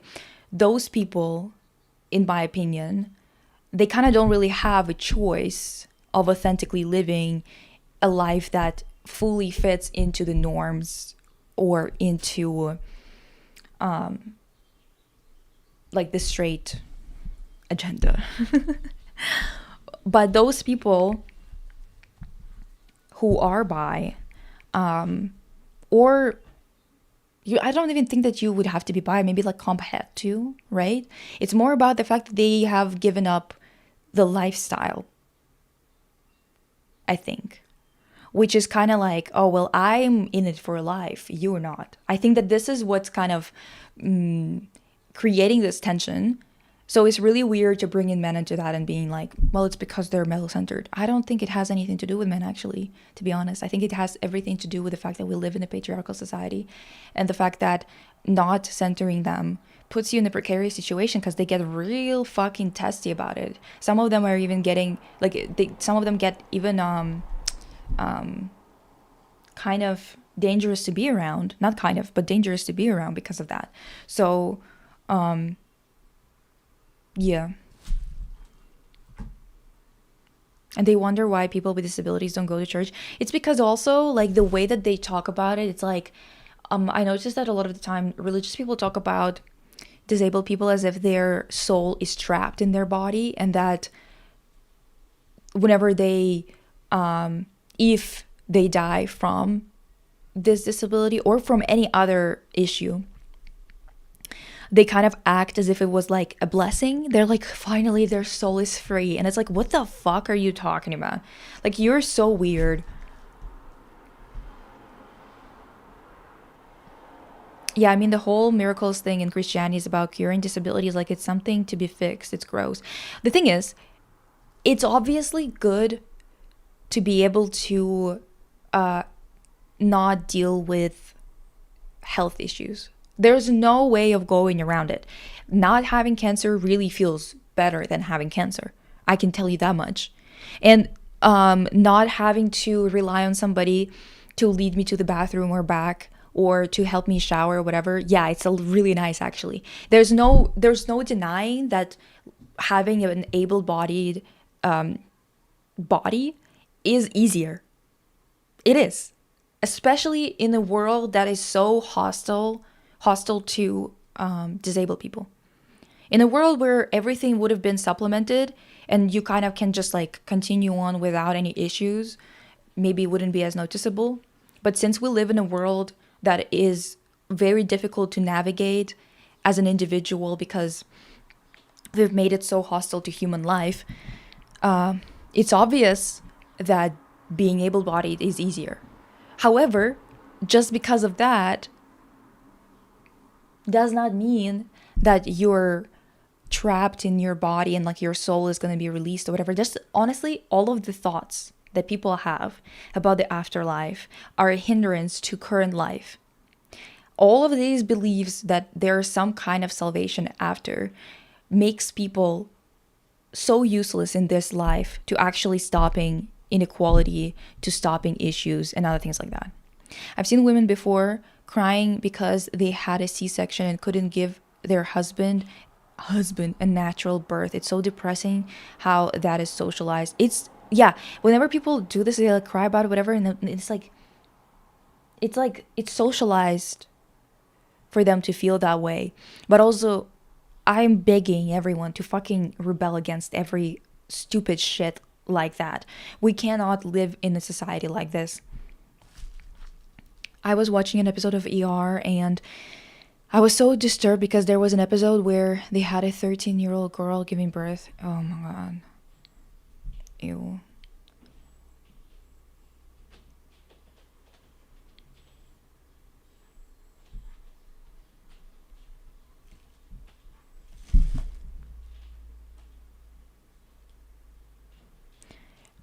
Yeah, it has nothing to do with a man. It definitely has to do with the fact that they don't believe that they will get chosen because an easier life is out there. Yeah. And because it's like, it's an easier life in quotations, let's say that way, right? And also like having biological, in quotations, kids being easier, other things like that. It's just like I think all of those topics are kind of dehumanizing, even to people, even if you are straight and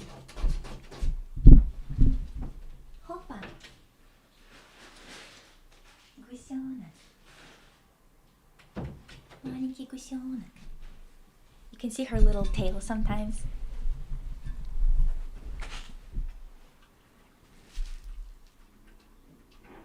I hate birth scenes in shows. I don't get why they're so common. On one hand, I'm like, yeah, it's like human experience. It's women's experience, whatever, right? So like, I'm like feeling kind of bad that I don't want to see it and whatever, because I think that there's also a part of that is kind of like also strange. But then at the same time, God, since I was a kid, God, it was always so fucking difficult because I just have this aversion to the way that people are about pregnancies, about birth, about all of that. I have this aversion to everything that pertains to it, actually. To be honest, like since I was a kid, I was like, I used to have nightmares when I was like from the ages of like 13 to 20 at least. I had nightmares about being pregnant, and I was like, I would wake up being like feeling like nauseous, just being like in cold sweat because it's just so fucking disturbing. Yeah.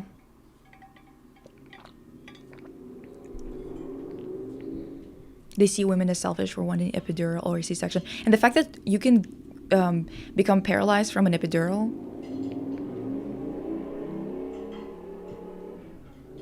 Yeah. I'm sure this could be so much easier, and if it wouldn't be us doing it, if it wouldn't be women doing it, they would have already come up with a way to not have to give birth, to get biological kids and whatever. Is the truest form of body horror to me. I can't fathom it. Yeah, same. Like, I genuinely think that, and it makes me feel like I understand that some people don't feel the same way. Like, some women don't feel the same way.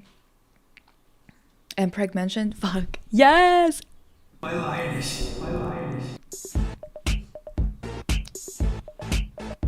Make Empreg real, for real.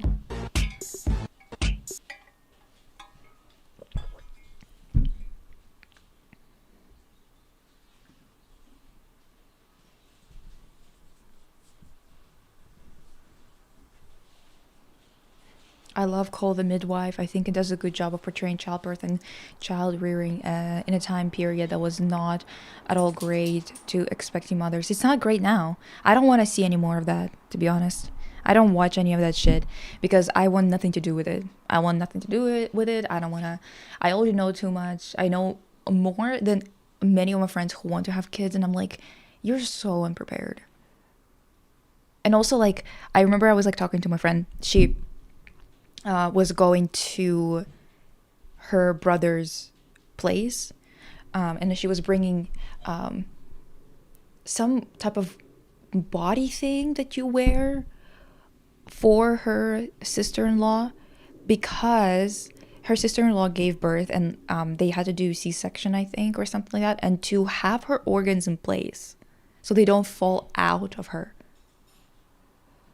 she was bringing her that thing to wear. And I told her, I was like, I fucking hate everything about pregnancy so fucking much. And like, I wouldn't be as negative about it and as aggressive about it if society didn't treat it as a natural, beautiful thing that you were supposed to just like be so grateful to experience or whatever the fuck. Like, if they would have been actually treating it as a very serious health risk. If men got pregnant, there would already be incubators and mechanical wombs. Exactly. Literally. It wouldn't be an issue anymore. When I was younger, I didn't even register how bad pregnancies could be, but now it feels like body horror. I'm not joking. That sounds very scary, especially since my mother almost died having me. Yeah. New alternative sentencing, having to give birth to a bunch of times, but not actually reproducing, just suffering it. Yeah, but only for men. Yeah. Divas. Don't even start me on it. I will go off. But yeah, I was gonna say about Taylor Swift. Fuck, dude, it's we've already discussed some of it. Obviously, it's corny. Obviously, it's stupid. Obviously, it's inconsiderate. But I've been kind of just so annoyed. Like, it's the same with Dua Lipa. You know what Dua Lipa like has like more of a reputation of like speaking up or something like that, and I think it's because she's said something about Palestine before. But that's the thing. The same girlie goes and like she has a contract with Nestle. Oh, so the people who said that water isn't a human right, that Nestle, the one that destabilizes countries, supplies weapons, that Nestle or Nestle, whatever the fuck, that company that has a lot of ties to fascists all over the globe. Okay, sure. And same thing with like her immediately doing the same shit as Taylor is doing, but just in Italy. Right, right.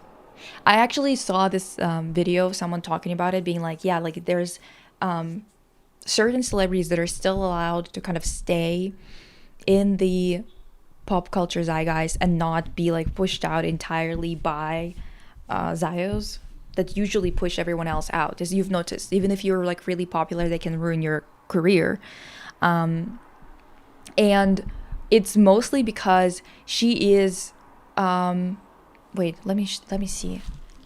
I think she's like Albanian or something. Dua Lipa.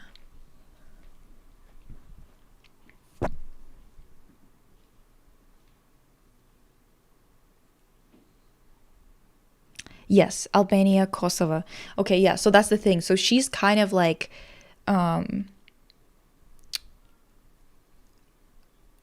basically a way for, she's kind of like, one of those celebrities that was fixing the way something looks in terms of like political moves or ideologies, right? Kind of like how a lot of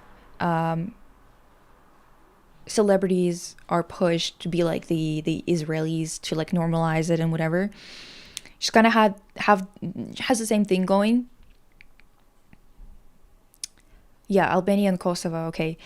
She shared a post explaining why Kosovo is not and will never be Serbia, urging followers to sign a petition which called for Apple to include Kosovo in its mapping services. The next day, she published on her social media an image of a banner containing an irredentist map of Greater Albania that reflected parts of Albania, Kosovo, Serbia, Greece, and North Macedonia as one nation, appended with a definition of the word autochthonous.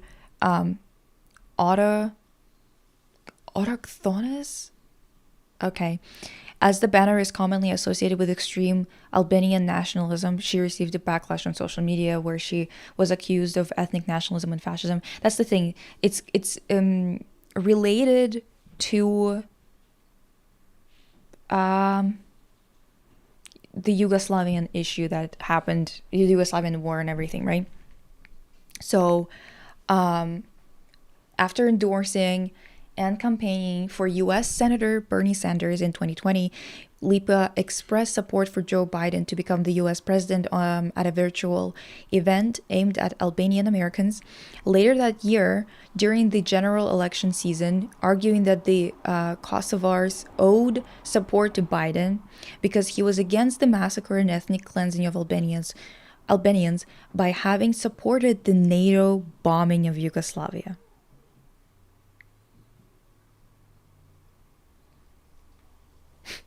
In January 2021, she published a call to her Instagram followers to encourage Kosovo citizens to vote in the 2021 Kosovan parliamentary election. Why are you even talking on that bitch? Like, you're not from there, first and foremost. Second of all, saying thanks to Biden for bombing Yugoslavia is rich. Like, okay.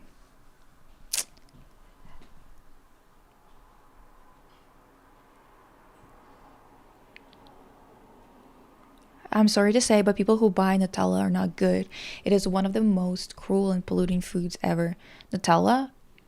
I don't know anything about it, but I also don't eat it, so thanks for reminding me about that. And Nestle, that's fucking crazy. Exactly. I know. But that's the thing. She's allowed to stay in the zeitgeist because even though she takes a different stance on Palestine, she is reinforcing legitimacy of the pop culture celebrity machine, right? Like, she's reinforcing this idea that you can still be in it. Oh, it's from Nestle. Nestle? Fuck. Is it Nestle? Nestle? Whatever the fuck. I didn't know it was from them, but I also, again, I don't really buy it. So I used to buy a spread back home that was like a smishariki spread with barash on it. If you guys are from Russia or from like countries that sell smishariki stuff, let me know if you ever tried it. It's like a white and milk chocolate. And not really, I don't know if it's white chocolate, but it's basically like two-toned swirled. Oh, it's from Ferrero.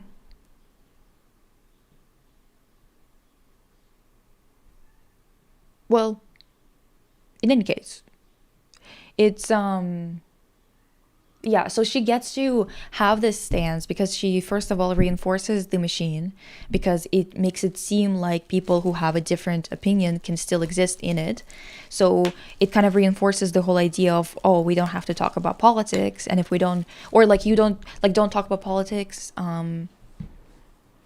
in specific like personal conversations and whatever, we can still get along as if like those things are not important.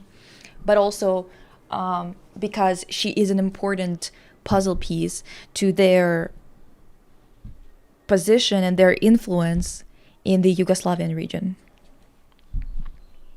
This is so disappointing to know because I really thought she was sensible, especially after the news about her co-founding banned books library. Yeah.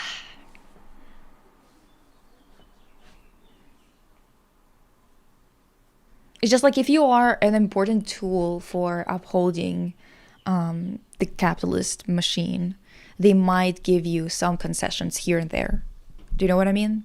But you would have to be a very important, like, load bearing wall, load bearing tool of the machine for them to give you any concessions whatsoever. That's why she can have that.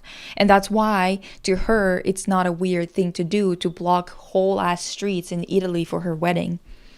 Because she doesn't actually have a full functioning political ideology in her mind. She is the type of person who decides based on the situation and on specific conflicts, which in turn makes her into somebody who would be supporting Bernie Sanders in America while at the same time supporting a far-right party in Albania. Because it's kind of like, I noticed that a lot with diaspora people in the West. You talk to them and you realize that they are, for example, supporting more left-leaning, which Bernie Sanders is not left, but let's say more left-leaning political ideologies or parties or candidates in the country that they currently live in, but then they support actual MAGA people back home, or like MAGA-esque people back home, or they even come from them, and that's why they're outside of their country. Sometimes that's what happens. Most of the time that's what happens. It doesn't mean that everyone's like that, but a lot of people in the diaspora are like that. Yeah. Just like blind support of intervention.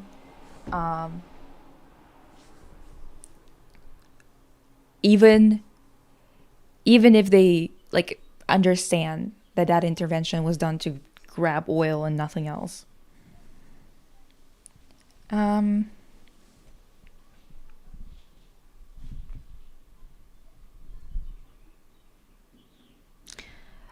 I hate that companies can hide behind other companies with just a chain of owners, so you don't realize something is actually owned by trash. Yeah, but then like when you try, like the thing is, I think that you guys should, like, yes, boycotting is great. I'm not denying that. However, don't beat yourself up too much about stupid shit like that. Try to get involved in organizing in smaller groups, other things like that. Try to be participating in things that actually have sway outside of just boycotting and whatever, because we are in a monopoly ran world. At some point you realize that you can buy just a regular fucking liter of milk without supporting some bullshit. It does not mean that you have to starve now. Do you know what I mean? Like, it's not the people who are like, well, communism is when you don't buy things. Communism is when no phone. Like, that's dumb as shit. It's not even theoretically correct in terms of what the economic systems are supposed to look like, even under communism, right? What I'm basically, you just have to be like, don't lose sight of the fact that it's actually a lot of things can be done, but you have to still be able to eat. You still have to have like a roof over your head and other things like that, right? So if you have to make concessions in terms of like like the type of bread that you buy, not even the type of bread, but the only bread that you have, it's like funding some bullshit or whatever. Yes, maybe try and find an alternative, but don't get too hung up on it, because we have bigger fish to fry. When we topple that shit over, you're not gonna have to think about that. You're not gonna have to be thinking about that, because no one's gonna be selling you like apartheid funded bread. Do you know what I mean?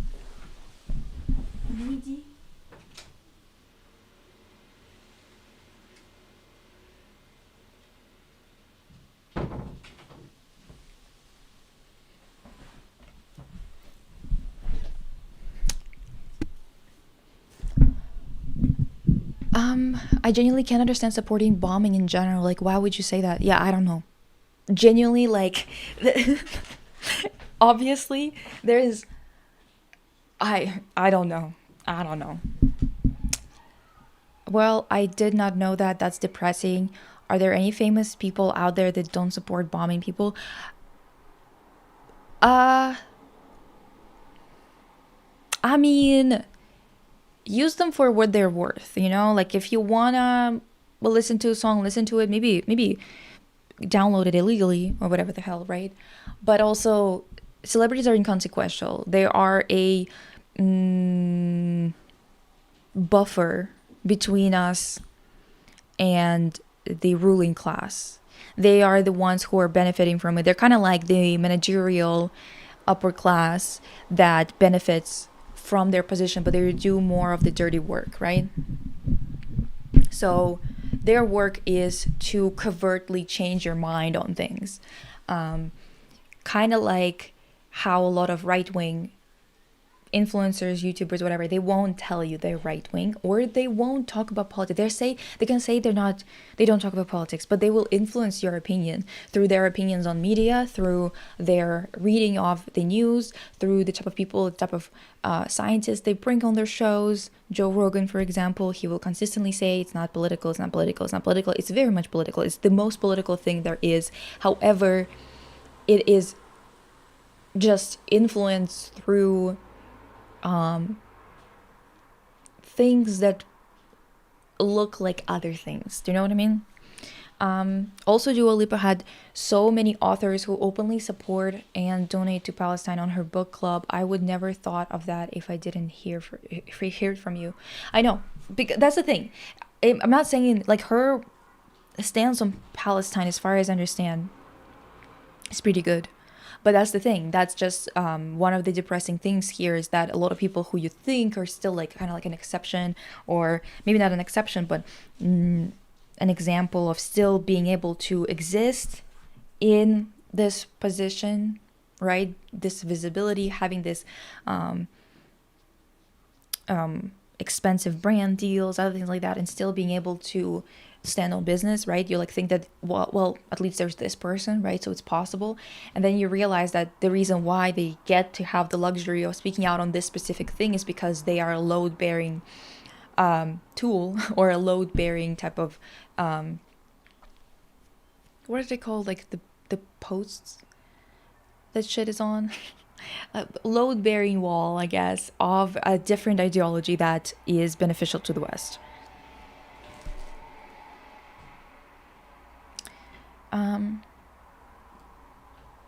Oh, Mama Fivral is not home, she's at work. Why did I just read that Ice Spice and Tobey Maguire are kissing?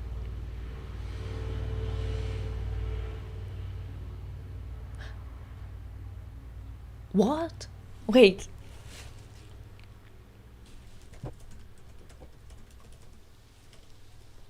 And Tob. That's all I'm gonna... Tobey Maguire. I don't know how to spell his name. Ice Spice and Tobey Maguire dating rumors. Sauce Gardner's ex. Ice Spice. Who the fuck is Sauce Gardner? Why would you... Ice Spice is clearly more famous than whomever the fuck Sauce Gardner is. Why would you phrase it like that? Times of India. Oh, okay. Maybe misogyny is a problem here. Ice Spice and Tobey Maguire were spotted together at Michael Rubin's all-white Hamptons party. You know what? I hate all-white parties. There's a reason why the most famous ones were pt.2's all-white parties. You know what I mean?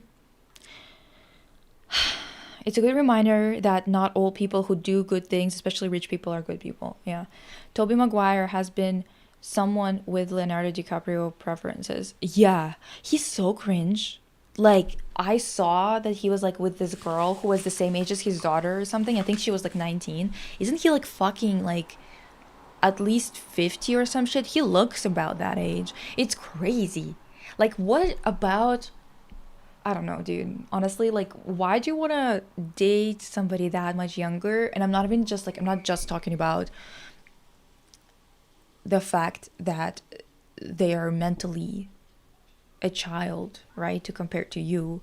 But it's also the fact that, like, don't you feel like an old fart next to them? Like, what about it is so fucking appealing to you to be like to feel like an old bag of bones next to somebody?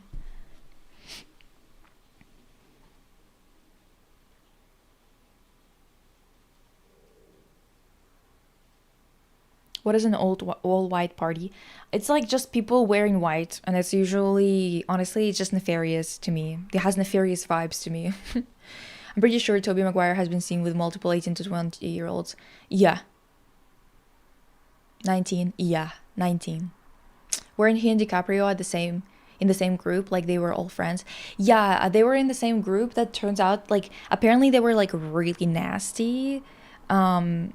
Like some loser ass shit. They were like on some loser ass shit together. Kind of P. Diddy coded shit. I know all white parties from watching Real Housewives of Beverly Hills. I know it from Gossip Girl. That's why I don't listen to Lipa, because she supports US imperialism and destabilization of other countries when it benefits her own. That's so foul. Exactly. Exactly. An Albanian who is British, I'm already... my brows are up. I'm already questioning things. You know what I mean? It's kind of like same... like, if someone's like, oh, she's a Russian, but she's also, like, Canadian. Is she, like, supporting destabilization of countries or whatever the fuck for the sake of Western coin or whatever? I would understand why someone would wonder that. Society says younger is better. Well, yeah, then you be younger. Get bone rejuvenation. Get a Viagra pump. By the way, I was just gonna say I was gonna make a presentation for a therapy speak, but then I decided not to do it because I think that it's a little bit too like on the cusp of turning into political conversation, or not even cusp, like it is political conversation, but it can turn kind of depressing. So I don't want to do that on a therapy speak day because we're doing funny shit on therapy speak day, and I was gonna make a presentation being like, okay, so what the fuck is up with contact lenses? First of all, like talk about the fact that, and not just contact lenses, but the fact that you can go blind from some kind of amoeba that lives in water, and not just like water that's contaminated, just water. And like how you're not supposed to wear contacts in the shower, and it's like, oh, I'm sorry, honey, what did you think I needed contacts for? Like whenever I talk to doctors, to optometrists, I'm like, what do you think I need contacts for? Do you think I'm wearing them for shits and giggles, Diva? Do you think I'm wearing them because I can see? My eyesight is negative, almost -5 on both. I can't see shit without them. How am I supposed to do anything in the shower without wearing them? And they're like, you can wear them because you can go blind, like if the amoeba gets in. Oh, oh, okay, okay. Um, on top of it all, on top of it all, um, contact lenses not covered by any of the regular insurance. It costs like $300 almost for a supply of 3 months, I think. So basically, I pay like $3 per contact lens, or some shit like that. And I'm telling you, it's not covered by our like universal healthcare in Canada, because having teeth and having being able to see, those two things, are not part of healthcare for us. Well, it is healthcare, it's just like not covered. It's not a necessity. Having teeth, being able to eat, chew, and seeing, those are not necessities. You know what a necessity is though? Viagra. It is covered. That is a necessity. Same as period products, not widely available, not available for free. But you know what is usually given to you whenever you're somewhere at the doctor's or you're just like chilling in university or whatever? Condoms. For free. Because that's a need, that's a necessity, that's nature.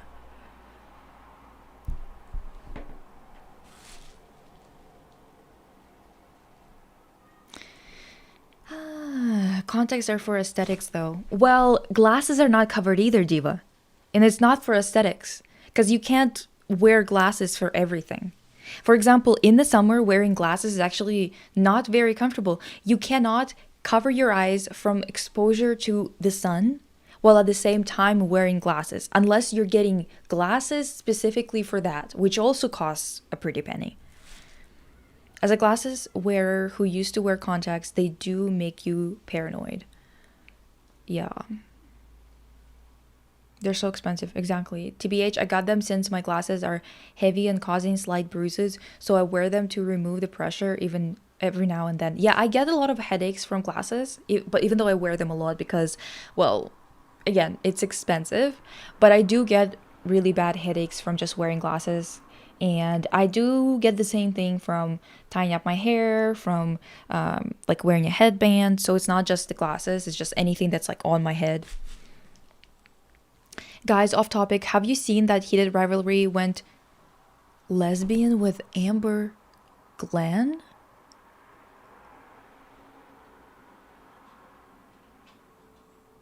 When I realized it's not going to be an actual show, my heart was broken. What?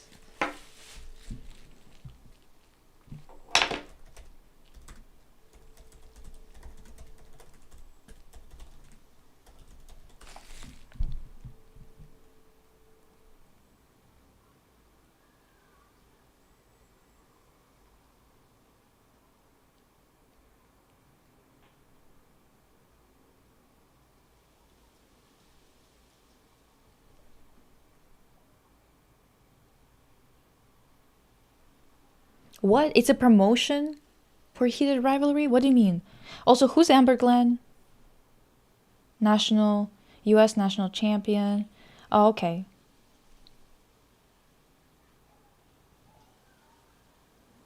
Why are they promoting heated rivalry right now? Are they ready to release new episodes or something? I don't think so, right? Why are they promoting it now?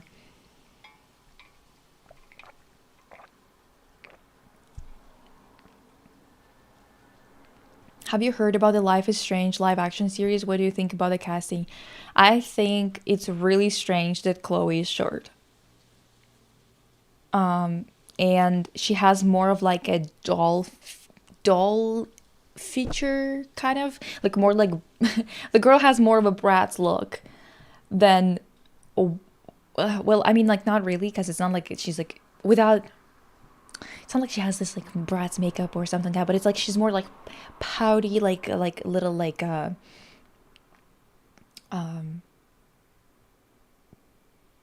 like her look is not Chloe, but I'm sure this is just like I'm not going to dog on her for that, but it is kind of strange that she is short and she has a look that is not as sharp as Chloe is, I feel like. It just doesn't have like she doesn't has it doesn't have the right features, which I think is kind of strange because it, they basically just like hired somebody who like she's a white girl, sure, and you can give her blue hair, sure. But there's nothing about her that is Chloe. Everyone else looks fine to me. It does make sense to me that they have made the cast a bit more diverse, though. I know that people are like, "Why with it, whatever?" And it's like, well, because the cast is very, very white to a point where it's like creepy. It makes you think that they are fucking that Arcadia Bay is a sound downtown. Like, why would it be so white? Like, it's weird, Diva. Just look around you. Go outside to like a store. Go to a school. You're not gonna see such a homogenous look.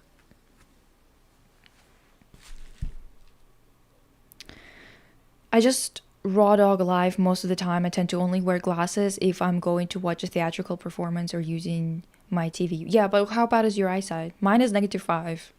Almost. It's like -475 or whatever. Amber Glenn is a figure skater. Oh, okay. Um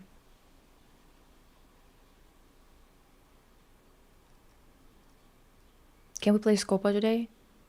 I don't wanna load the game. I thought the director said it would be at least 2 years until another season of Heated Rivalry.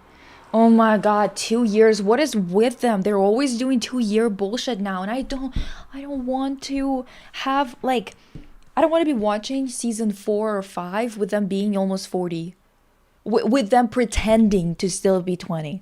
This is what the problem is. It's not even that like if they would have been doing at least time jumps that correlate, no. Those bitches are like, yeah, those 30-year-olds, yeah, they're still 15.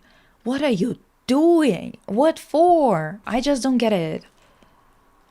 I guess it's a fandom specific thing because as a queer woman and a figure skating fan, divas, my heart did the thing when I saw Amber in that video. I get it. I get it. I think it's honestly, it's a little mean of them to do this without like announcing some kind of series or something. Do you know what I mean? Lisa, I still think that David Tennant should play Jefferson. No. First of all, David Tennant does not have the look of Jefferson. Second of all, David Tennant is too old to be Jefferson. Just because he was looking maybe more similar 10 years ago or something like that, and you can still look up pictures of him 10 years ago because he's been an actor his whole life, does not mean that he should be playing a character that's literally 20 to 25 years younger than he is. That makes no sense. People love to choose somebody to like that they headcanon as like someone they want to play a role or whatever, and it's like it makes no sense because they're already not in the age bracket that they should be in. I can't imagine being an Ember fan right now. I've been seeing her everywhere recently. What do you mean you can't imagine being a fan of her because she's everywhere? I don't think it's that bad, but I don't know what my prescription is. I know you don't know your prescription? I know I have astigmatism in one eye though, so I do try to wear them if I'm driving at night. If you only have to wear them when you're like looking at TV, or if you need to like for driving and whatever, it's probably in the realm of like plus 1.75. If you can, because thing is, for me, I stop seeing the lines on my hand like around here. Like this is how close my hand is, and this is where I don't see the lines on my hand. Isn't Crave releasing a Suffolk football show, or was it canceled already? I thought it was softball, and I mean I don't mind it, but the look of it was kind of like was not doing it for me. Did any? Yeah, I don't just don't care for baseball, softball, like all of that bullshit. Like I just can't. I'm sorry. It's just like I just cannot. Did anybody check out the new season of Netflix's Avatar adaptation? Everyone says it's awful, so I've given up completely. Now all we got is the official movie release in October or whatever. I think a lot of people were talking about it in a sense of like, oh, Netflix has a sophomore slump problem, which is like, yeah, no shit. You take 2 years to make season 2 of a show that already didn't do that well for season 1 in terms of performance. You have put so much money into one season of a show that's only like what 8 episodes, 10 at most, 12 if you're lucky. People just don't understand that like you either have to make a movie or you have to make a proper TV show. Otherwise, the fandom is not gonna wait for you for that long. Do you remember how like they're always like, well, why don't we have the same like type of fandoms anymore? Like why do fandoms die?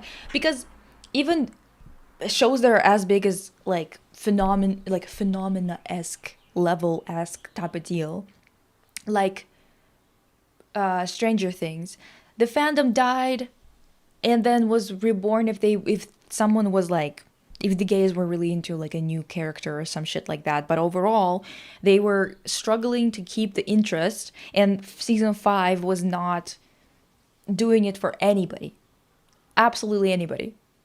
And I'm not just talking because of writing, it's because they have taken too long. They have taken 10 years to do what usually was done in 5. Oh no, 8 episodes? What was usually done in what, 1.5 years?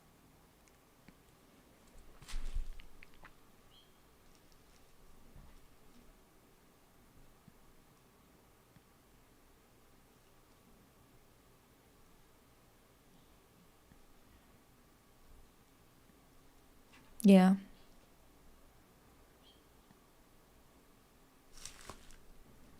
Since when was I releasing a lesbian softball show? I don't know, Crave. Are you gonna take 2 years in between seasons too? We're gonna get you. That first season, while not looking not good, kind of grew on me as a standalone thing. I think listen, that's the thing. The budgets have become so overblown but put in the pockets of a few people to the point where the production suffers a lot while being a liability and not being able to actually get greenlit for another season. This is what happened with Winx. What do you mean they had millions of dollars? It looks like they were making it with like one camera and maybe like a VFX person who was overworked and not paid well. Like one, not even a team. That's how, like, it wasn't looking good at all. The sets were not built, they were found. They weren't the most expensive sets as well. They were filming a lot of shit in the woods, which if you know anything about production, filming in the woods is like the cheapest thing you could do. They were filming so much of their like fight scenes or their like tactical like planning of how to attack, whatever the fuck, all of that shit. They were filming it in the woods. The amount of people they had for the fight scenes was so low. They basically saved money on everything. Couldn't afford anything, even though they were given millions to make it, like literal millions. All of it went to the pockets of like a director, a couple of producers. That's it. And for what? To make something as embarrassing as that? Did I tell you that I'm talking about Fate? The Winx saga? I don't remember. Um,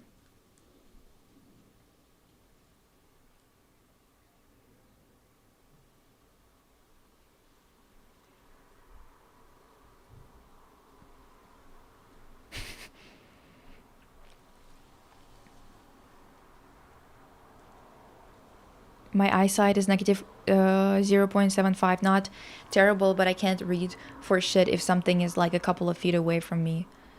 Also, hi. Hi. Yeah, mine is negative, almost -5, so I can't see shit without context or glass. Contacts or glasses. Although I think the new Avatar show is trash, all the hate on the cast is so disturbing. Yeah.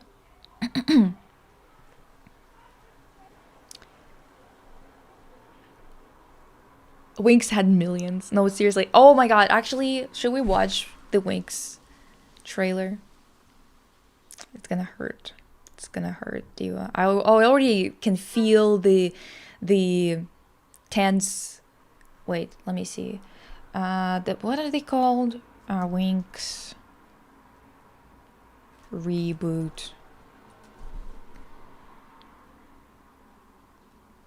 Cluttered cloud storage. I'm going to stop it from time to time just because I don't want to get cocked and clocked by the copyright system.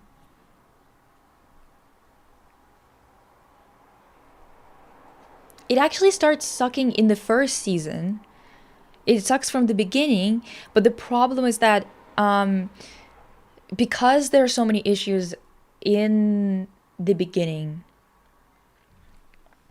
none of them can survive past season 2 because things like they like to choose either a very like intriguing premise or an already existing franchise, right? So the first season still it gets a lot of views, right? Because everyone's like interested in seeing what it's actually gonna look like. And then when they get to see what it looks like and they realize that it sucks ass, the second season is not gonna have as many people tuning in, right?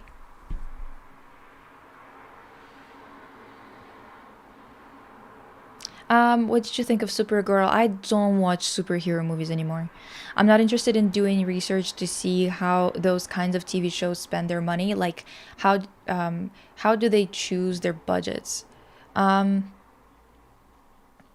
oh, I'm now interested in doing research. Yeah, no, it's absolutely bullshit. But the thing is, they're not transparent on it at all because they know that if they are gonna tell you that most of the budget went to this one mofo or this group of producers who just own the rights. They're not even doing anything. They're not even putting things together. So many producers don't do shit.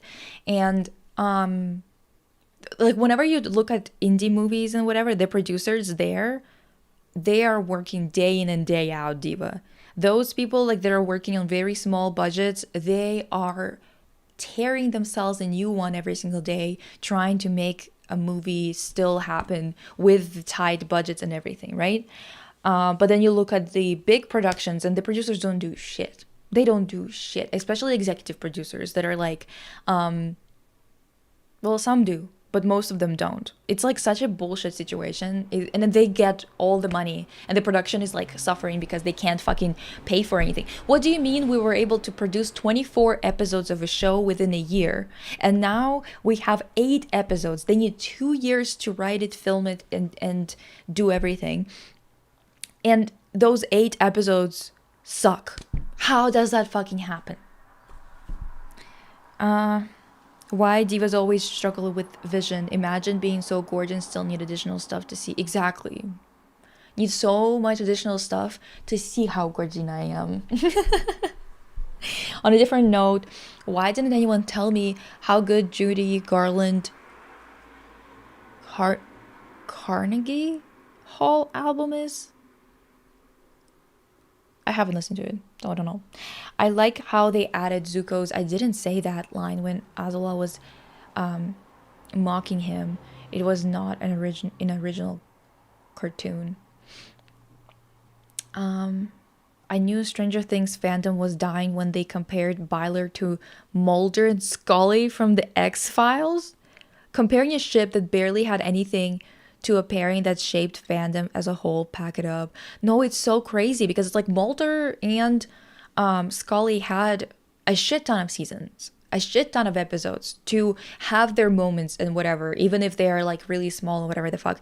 I actually, that's why I hate when people do this whole like Steric thing, Styles and Derek or whatever. I was so pissed off that people were like built a whole ass fandom about two characters. They didn't have anything to do with each other. They had two scenes together. I was just like watching the show and I was like, you can't be serious. You just came up with a bunch of bullshit. Like at this point, I just don't understand. Anyway. The thing is, some shows like Winx could have been so good as a live action. I still think that. I still think that it could have been so great. But they show time and time again, they show time and time again that they don't give a flying fuck about anything, really. Let me make this a bit smaller and this a bit bigger. Okay.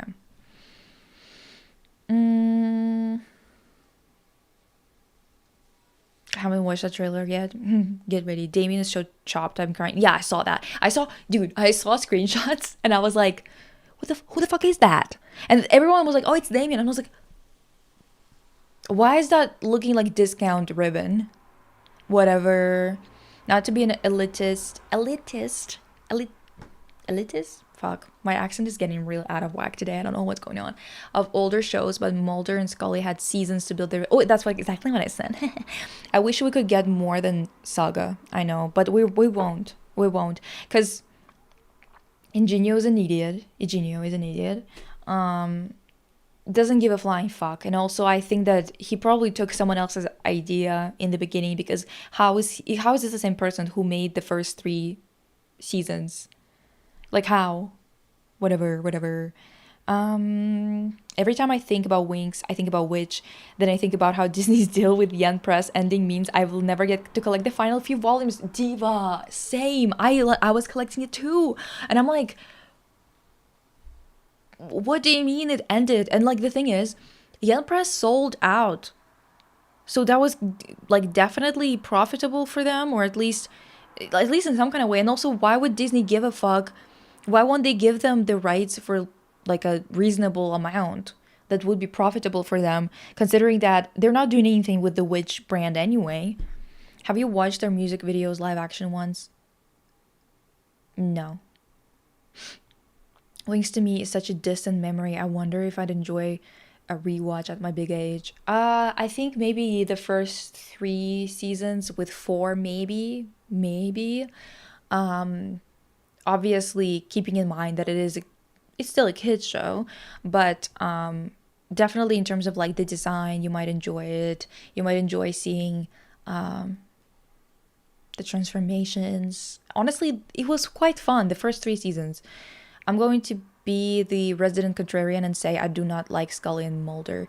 I don't have any opinions on them. I didn't watch that show, but do I still know a lot about it? Yeah, as per usual. I don't know why I know all this stuff. Do you think Bloom and others from Winx could survive Modelland? Please, Hugo. I watched Winx for the first time like 1.5 years ago and enjoyed it. Yeah. Buffy the Vampire Slayer or Charmed could never be made today. Yeah. Well, could never be made with the same charm, charisma, or societal impact. Well, Buffy, oh my god. Buffy was so much more popular, I think, than Charmed. I think. I might be wrong on that, but I think it was a lot more popular. And yet, they still couldn't get it off the ground today with just 6 to 8 episodes that they asked for.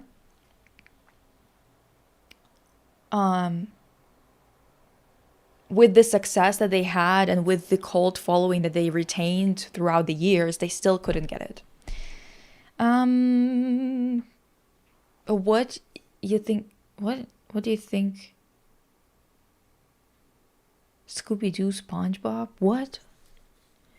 Lisa, did you see a new gimmick pizzas with Winx from Russian pizzeria company? No. I'm behind on all that shit. I rewatched the Fantastic Four movies and I'm so heartbroken by how special effects look today. Oh. A gay? Yes, I'm a gay, huh? Time and time a gay? What is in the Freudians literally? I want... Whatever.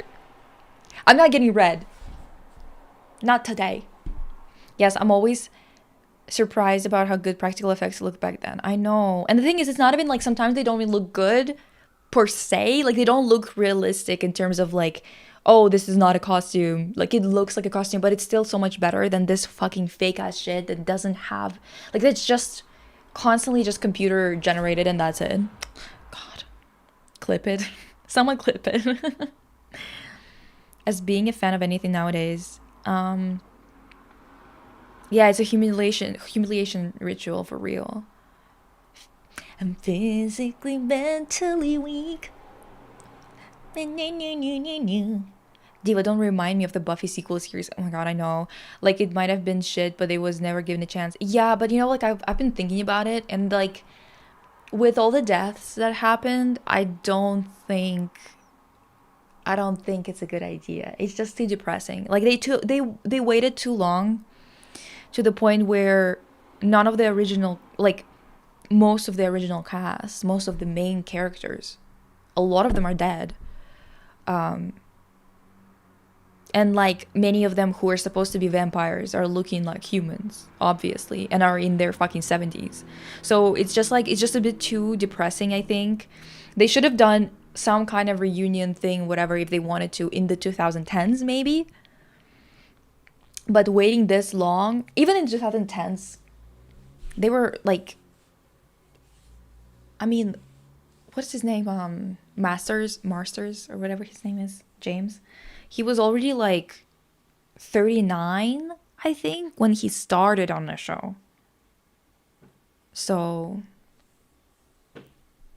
Judy Garland, let me look it up. Wait, actually, no, I'll look it up later because I might have listened, but I'm as per usual, you guys, I'm really bad with names.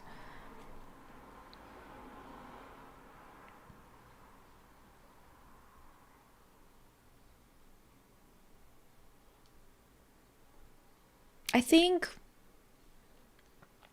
there's just nothing. I don't think that there's ever gonna be a proper Winx thing again, to be honest.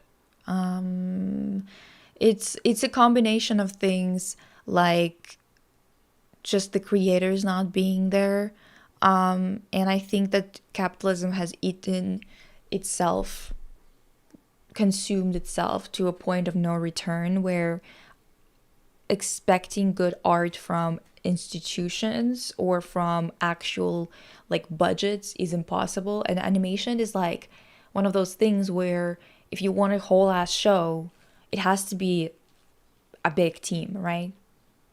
And yeah, and even if it's not animation, if it's film.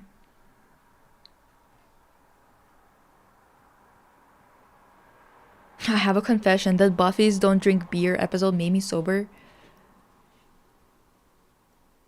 Are you sure?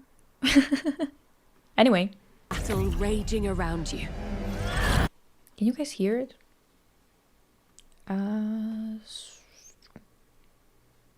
Is it too quiet? Too loud? The gay is not doing character design as well is the reason. Yeah, it went from like cunty to like Jojo Siwa but make it queer, which is like, just shoot me instead. Okay, Slay. Careful.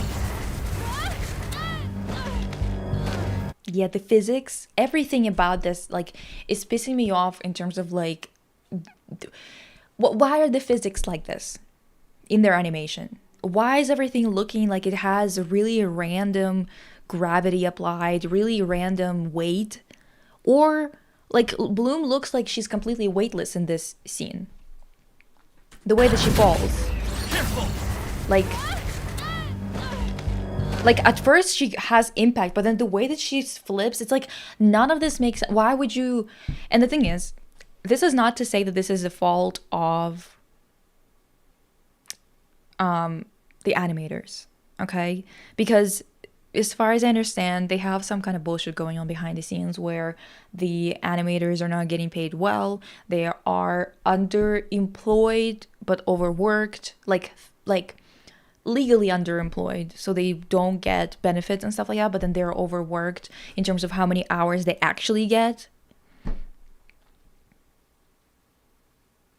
Zero gravity, exactly. Like, it's just like, it just makes no fucking sense to me. Yeah, I know capitalism is just eating away at art. It's just depressing. Exactly.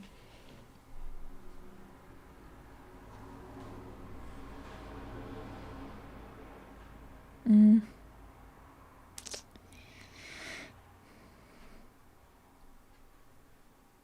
And the thing is, the look of it, I think what gives it, what Eugenia was talking about, like, oh, it's like movie level quality or whatever, is the fact that it's just crisp. Like, it's HD or 4K. And it's like, yeah, but that's the standard for today. And the way that the animation is better, not more highly rendered in terms of like being really crisp or 4K or whatever, but in terms of the animation actually having a style and being fluid and having weight. The fact that the first 3D movie looks better is insanity. Do you know what I mean? Anyway. Hear the shouts and the cries as dark forces attack us. What did you do? I will use this stone to... Oh, what stone? What stone? Like, why are they incapable of writing a season's arc? What happened?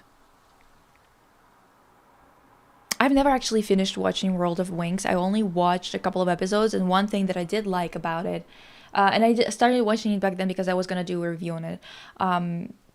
Don't remember why I stopped, but I do remember that their personalities felt like their personalities, at least, which it is kind of like an alternative universe, right? It's entirely differently, like handled differently in terms of world building and things like that, but I do think that their personalities at least felt like they weren't the same person pasted 300 times like it was for the past however many seasons. I don't know, Diva. I don't know. Not the Sirenic Stone, Stone of Memory, Bloomix Stone, Starbucks Stone bullshit again. No, it just makes no sense that they had such a good, like, it's either you create an entirely new cast or whatever the hell, or you need to write a story better than the original, right? But the original is so much better, and it's not because I grew up with it. Obviously the style of animation and whatever, I'm going to like it even in terms of like just nostalgia of it all, right? But the problem is not that, it's that like they don't have a season's arc. Why is it that after, what did we have, 12 episodes? Why after 12 episodes of season 1 we get some other random ass stone? We already have the whole dragon flame thing. It's enough for a whole season. It was enough for the first season, that the original season, and it felt like a proper season of a TV show that could have been even adapted into a live action in a very dignified way, where it could have been not upscale, but kind of like made more adult, you know, in terms of the themes, in terms of how they went about it, in terms of what happens, yada yada yada, how much it's explained. It's just so crazy to be looking at this and being like, why are we with a random ass stone in season 1 when you don't need to be doing all that? Because Bloom's story was already like, I just don't understand. It's either you make it better or you don't do it at all. I just don't get it. Fake ad game Chinese better. Strange way to write that, but yes, I agree. Literally, spiritually is not really. I know. Kal-El, I need you to give me this tone. Kal-El, no. Kal-El, no. No. And enough champagne to feel the Nile. Fucking idiocy. God.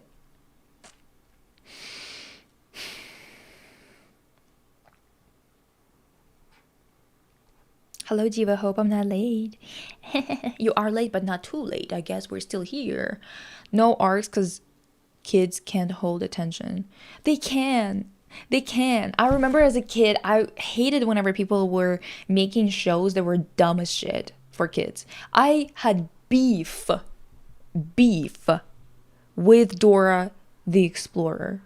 Not because it's like, I'm sure there's like better episodes or whatever the fuck. It just pissed me off that she was asking stupid ass questions and waiting for us to respond. Waiting for people watching to respond. I remember it just like being like 3 screaming at the screen, being like, you can't hear me! What's the point of taking time and standing around waiting for me to answer? You can't, like, it doesn't matter what I say. It doesn't matter what I say. It's not gonna change anything. God. And people say things like, well, kids won't notice. They will. I noticed when I was 3. And that's pretty normal. Anyway. Producers and executives think paying for the newest technology will make up for skimping on human talent. Like Mama 4K, HDI Max, whatever, won't make shitty animation look good. Exactly. It won't make a show that's devoid of spirit have that spirit.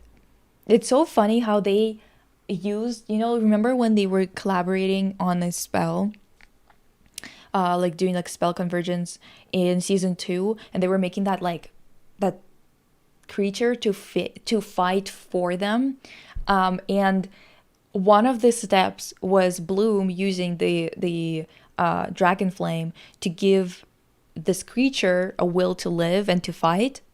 It's like every single show now is without that step, without having that spirit embedded into it. Do you know what I mean?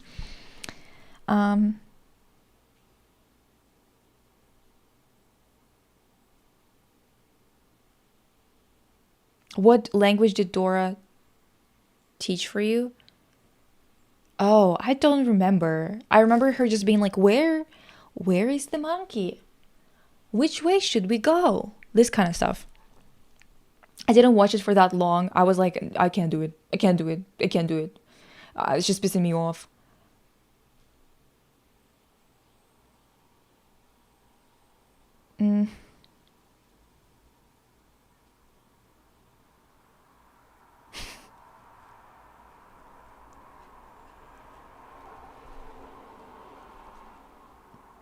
Okay. Summon help from an ancient force. What? What are you saying, bitch? Rise as dark forces attack us.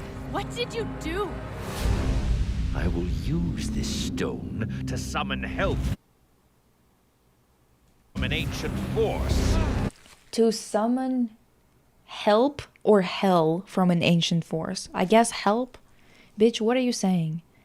To summon help. Okay. Why would you need help? You already have the fucking dragon flame, bitch. Wasn't that the whole point? Wasn't that the whole point?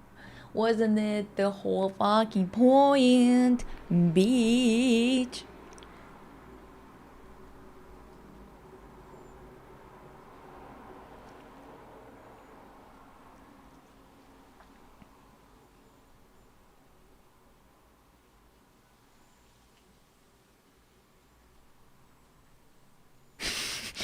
Was Dora the Explorer our first intro to rage bait content? I don't know, maybe.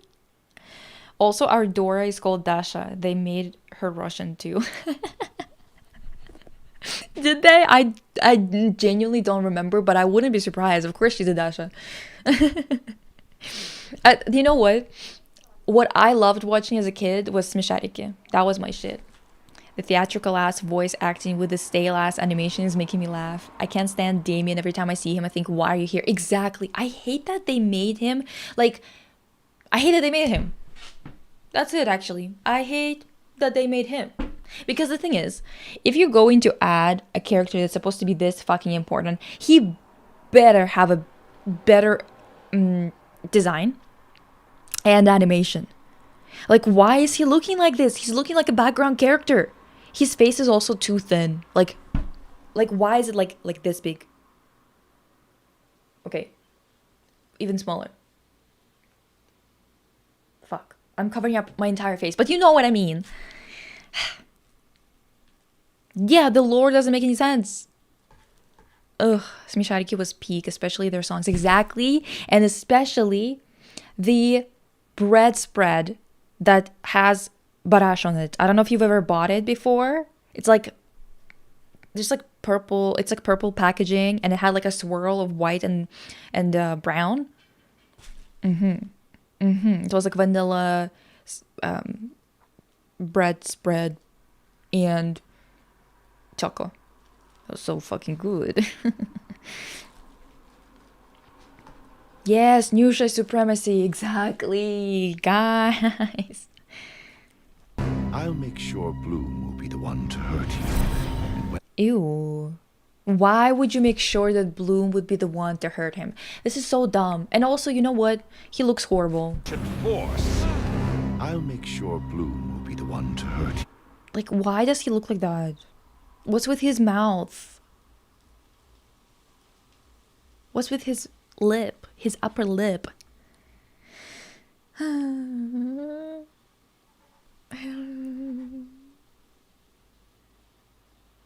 They had to add male representation to the main cast, I guess. Divas.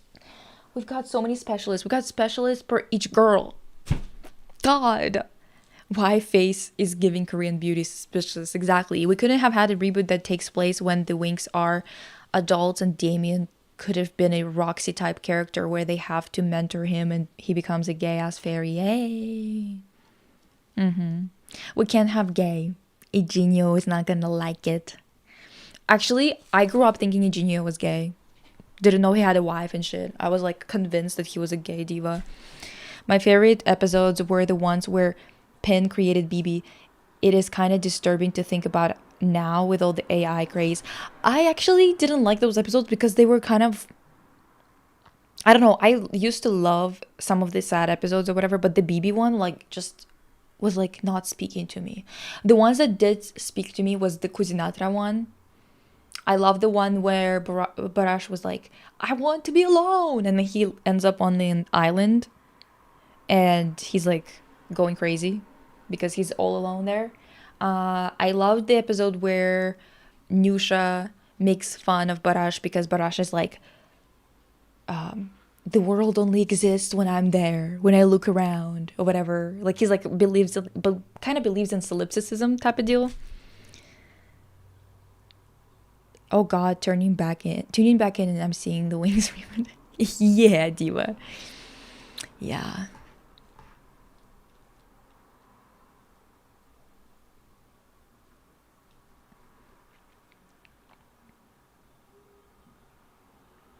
Monster allergy?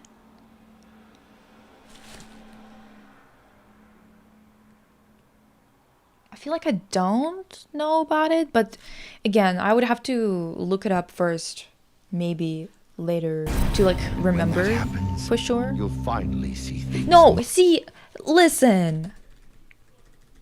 No, what's with his mouth? It's his mouth. Oh my God. Like, at least make him hot so we can tolerate it better. Like, I mean, not us, but the kids who are watching it, because this is ridiculous. Episode with Robo Nanny was my saw. That shit was scary as hell. Oh yeah, that one fucked me up, diva.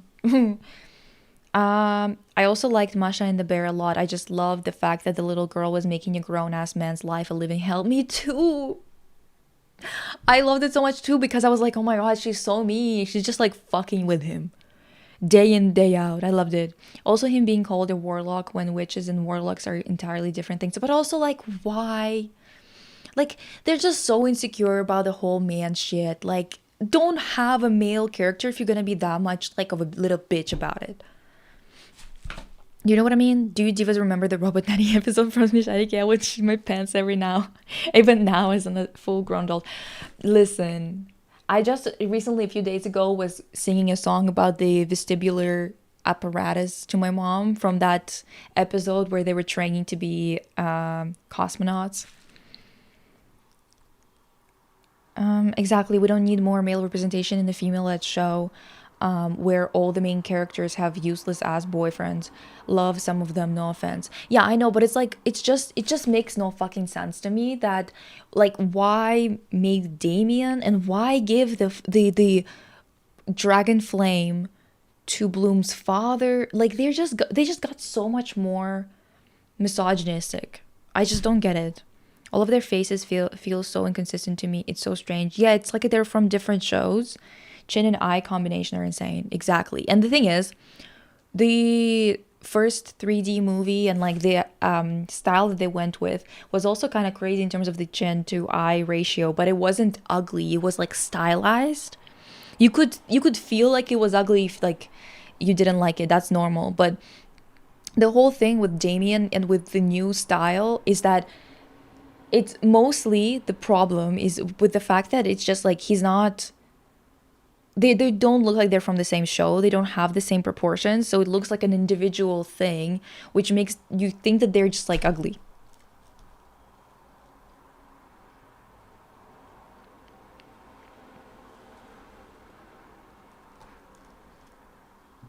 Like if they want more male representation, they could have made a male feminine fairy side character to make it actually innovative. Yeah, the men working on the reboot went, what about us? Like, are you serious? Exactly. And but at the same time being like, what about us? But don't make us gay. Even don't make us gay looking. Don't make us even remotely feminine. So don't make us a fairy. Don't make us a witch. Make us a warlock. Yeah, warlocks are not really that much of a thing in this universe, sure. And it's like a witch's school, sure. But like Addison anyway. But don't make us gay.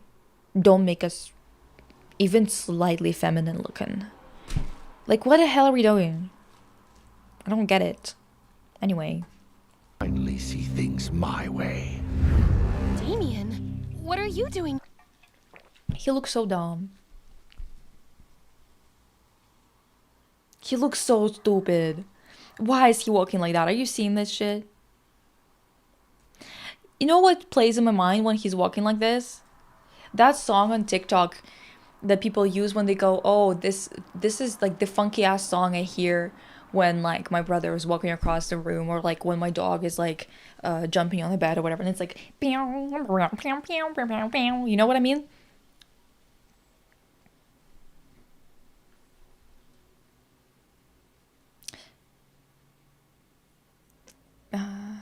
The moment they decided to use AI, they should have dropped his whole project by Straffy wanted those Winx dollars because his other project flopped.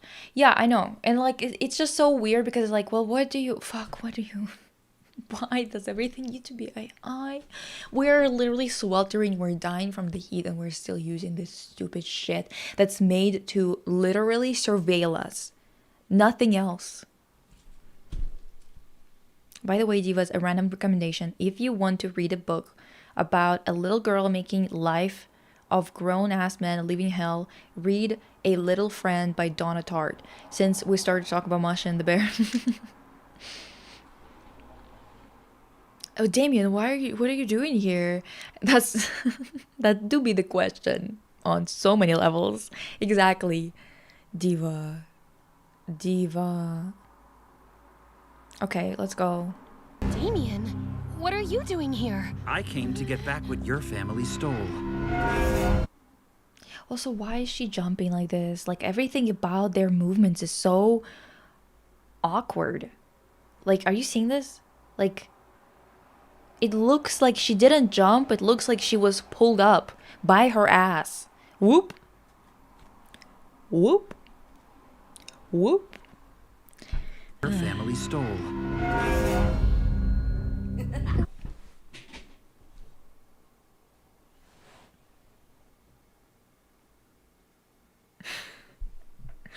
These creatures around him, they're not laughing menacingly. They're laughing at him. They're laughing at him.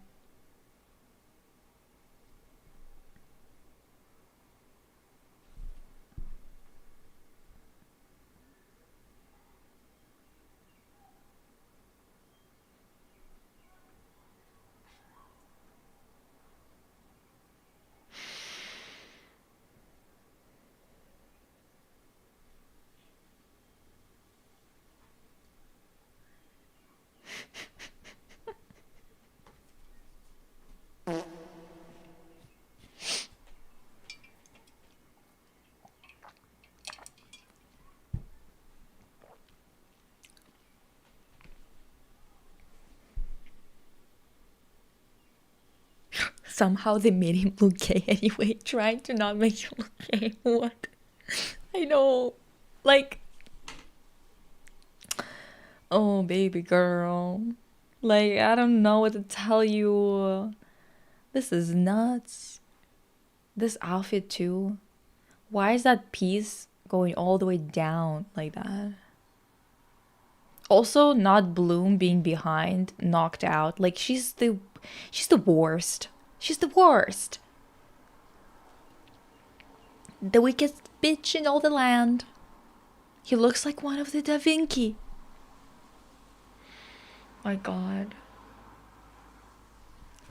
Coming out of Lurk to say my god to his appearance. Exactly. Kitten Mittens. Oh, 99. I was like, 69 is crazy after Kitten Mittens. Come on now. Make it a new Twitch reaction now. Which one? Which one? Uh-oh. Looking like a white Goku. Mm-hmm. Riven but worse. Exactly. Is that supposed to be a transformation? Oh, I think he's like trying to be like his daddy. What's his name? Vexius? He's trying to be like his daddy Vexius. I just feel bad for him looking like that. I know, it's like someone dressed him up like his dad dressed him up. Like a fucking dweeb.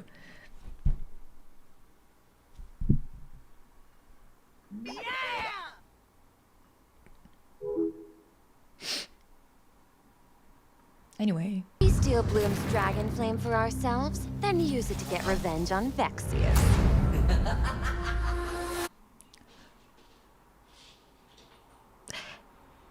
What?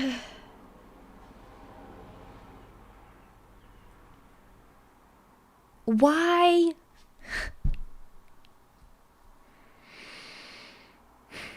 My god. Just why? Ooh.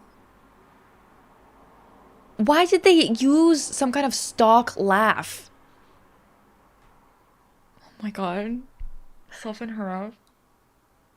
Darcy, Stormy, will you soften her up for me? That's ridiculous! Oh my god.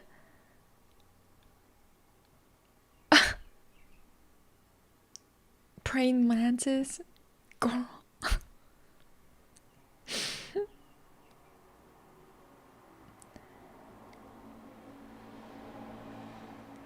They're fighting in the gym. Yeah, why are they at the gym again? Why are they at the high school again?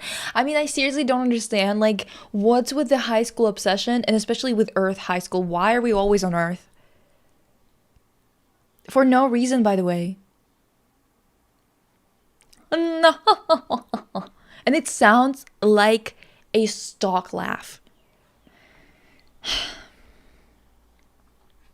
We steal Bloom's dragon flame for ourselves, then use it to get revenge on Vexius. Now see your friends, Bloom.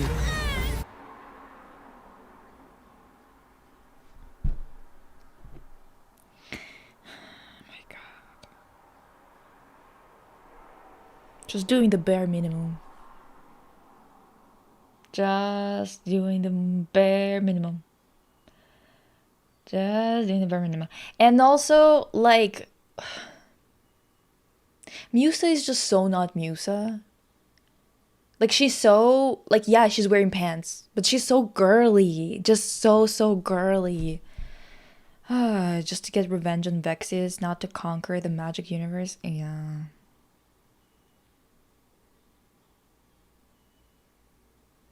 We have a whole magic dimension to explore. Why the fuck are we on Earth? Well, do we? It seems like we basically get a few sets that they keep reusing and that's it. That's all we're gonna get.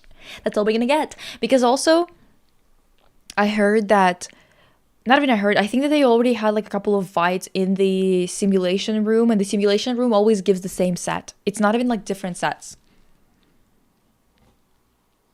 Do you guys remember Winx Club? I don't.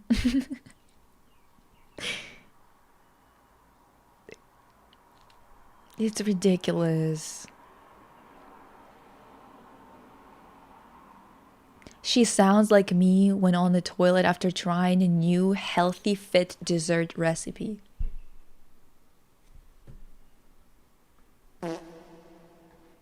Anyway. They're in trouble. They're overwhelmed by the enemy. What the hell? What even is that? What even is that? Okay. And they're afraid.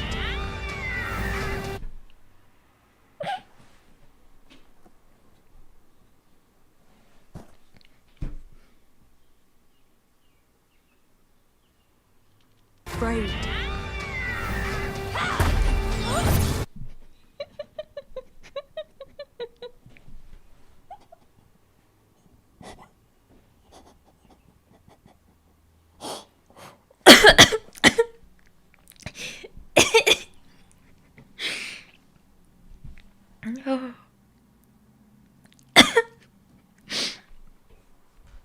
Fucking choked because of this.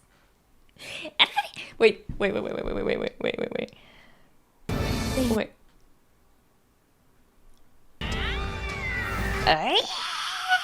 No, I can't even do it. It's so stupid. They're afraid.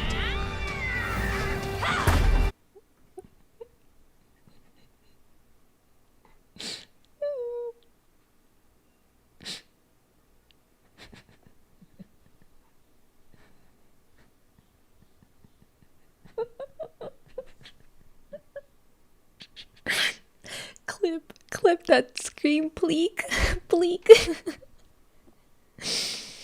Wow. Wow. The Darcy puppy growl wasn't bad enough. They had to do something worse. So much worse. It's giving angry cat in a bathtub. Yeah. She's exploring her furry side, guys. Girl. Please. My God.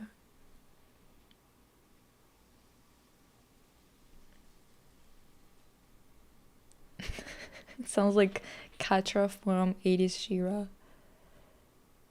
Grar!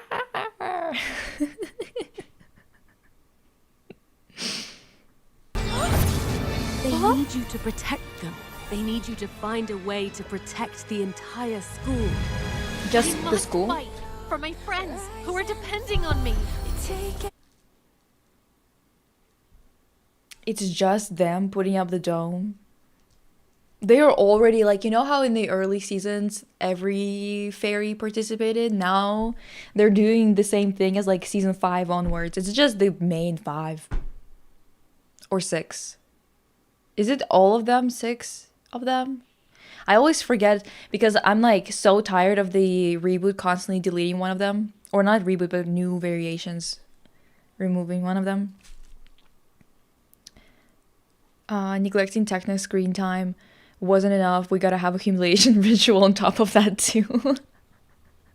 Fergonda domes are so ass. She needs the Winx to put it up now. Just the Winx. Not all of them, like... No, just the Winx. When I tried to tell you that Vexius wasn't really your dad, I was wrong.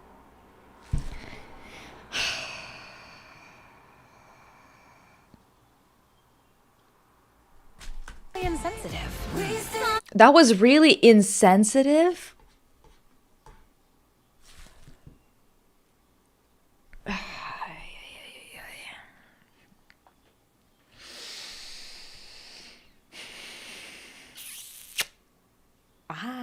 This is great.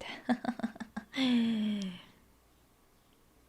don't want to animate anyone but the Winx doing anything. They have to save animation costs. Listen, the all Damien does is gasp and moan. I'm done. Fucking Curious George over here. No, seriously. And also,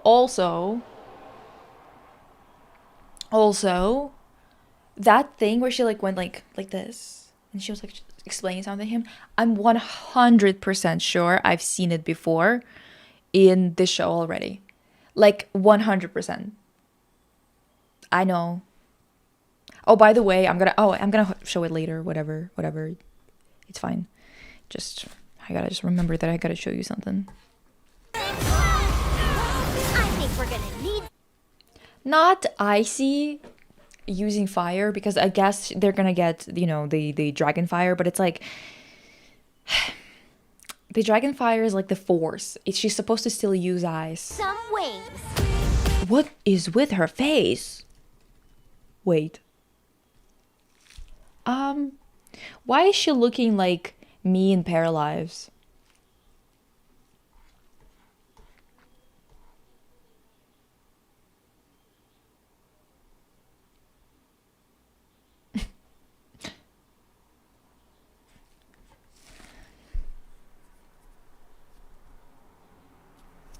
What the hell is with her?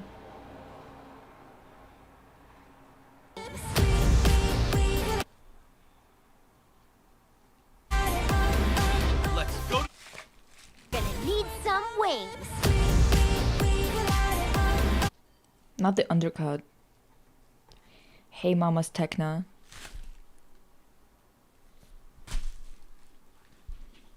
Who said that?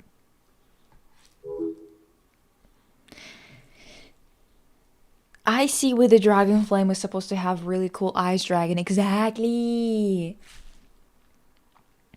Apparently says that you exactly. Why does she look as fucked up as me in Pair Lives? Oh, not even we are the Winx anymore. Just we.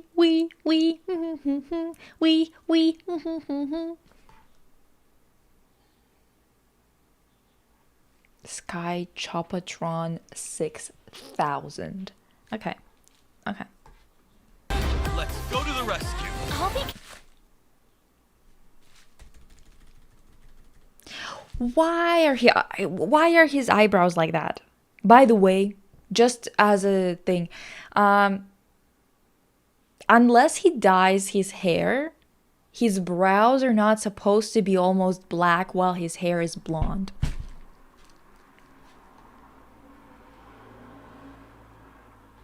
Mama, a shit remake behind you.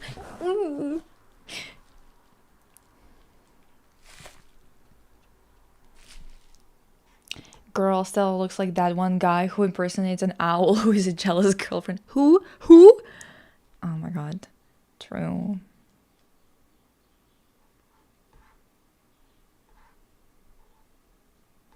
Sky is such a bottle blonde. Let's clock that tea. Why does Griffin look like the villain from the first movie? Yeah, she looks like Mandragora. Wait, was it Mandragora or like Munda? I don't remember what her name was, but yes. Whatever. I'll be careful. I promise. Bloom doesn't need I'll be careful. I promise. God, what a way to make everybody useless immediately. And also, why are none of their outfits sparkly here? fire to deliver.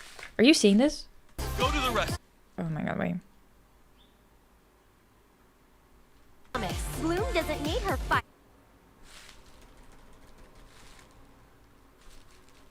Need her fire to deliver a first class burn.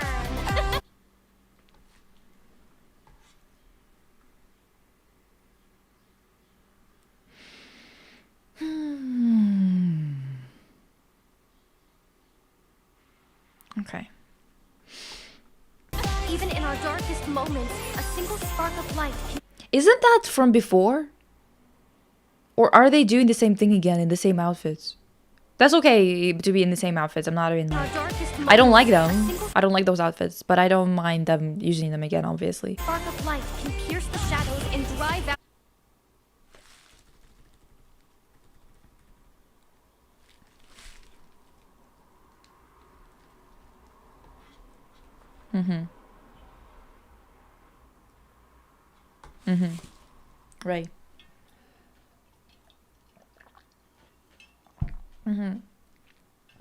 Right. Right.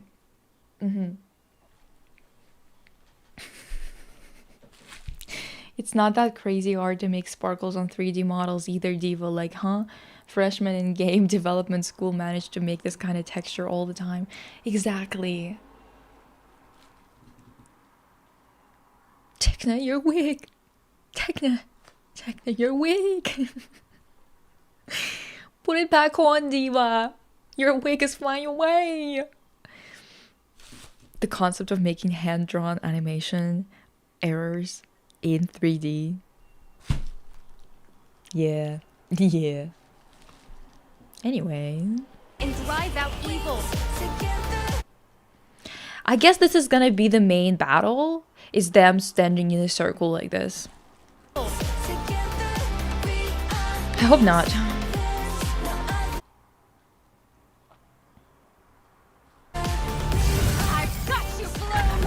Oh! Finally, bitch. Damn. But also, you know what? Like,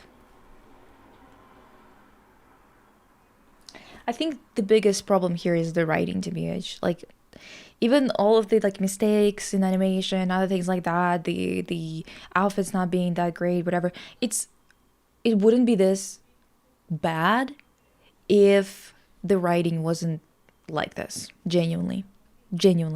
If the characters had chemistry, if they were like really funny together, other things like that, it wouldn't be so jarring if there were mistakes. In your power, believe in your might. Let's finish this. Let's finish this. I know. Let's fucking finish it. Well, at least her wings kind of look cute here. It's so crazy. Like, they sometimes have moments when the show looks so much better than other moments, and you kind of go, what the fuck? It's not like this is, you know, it's just better than other stuff.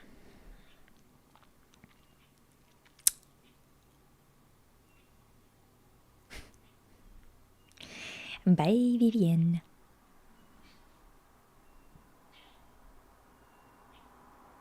Winx standing in the circle, chanting Zimzalabim to end their enemies. God, I wish they were that iconic.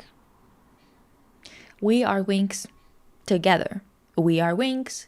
We gotta sell you our friendship. We are Winx. We have no dynamics. Oh, definitely I can look past horrible designs if there's peak writing going on, but everybody brain dead. Exactly. I can look past mistakes or stupid world building if the characters have chemistry together, like if they're like really feeling like real people when they talk to each other. The OG 3 seasons weren't masterpieces either, but the writing was good for the most part. Good art can save bad writing, and the art even isn't good. Exactly. But also, it's one of those things where like the original, it had issues, but it had a core. Do you know what I mean? It's like there's a lot of things you can just avoid, not avoid, but kind of close your eyes on. But this, Diva, please.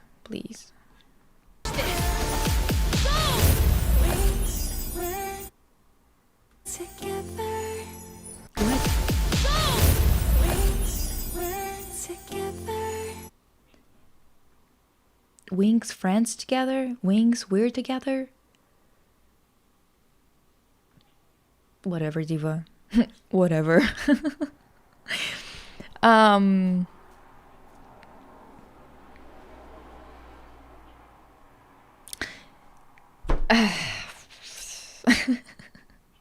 don't even know. I mean, God, dude, I mean, it's just like every day I'm being tested. It's like so fucking crazy. Sorry, like, oh.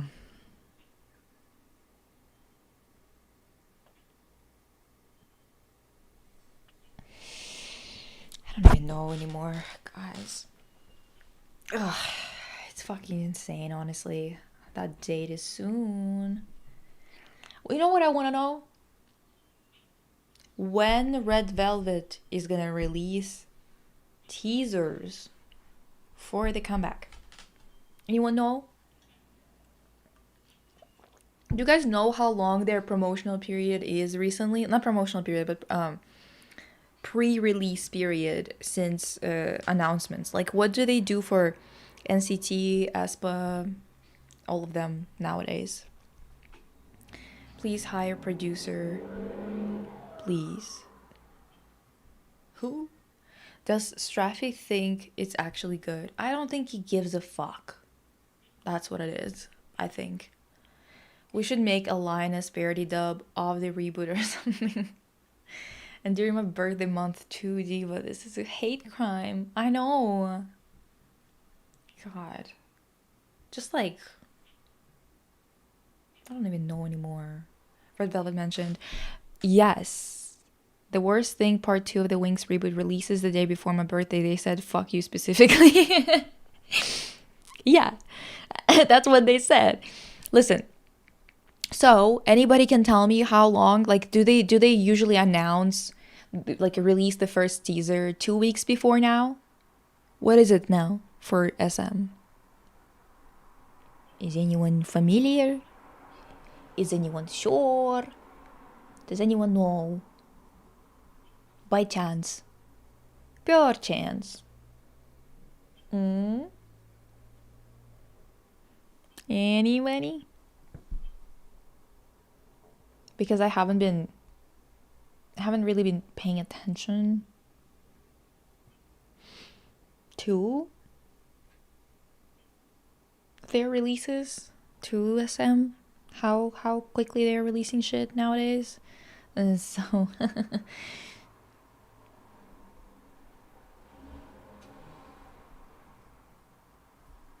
oh my god, there's always like a little bitch in the chat going, oh, AI viewers on this website.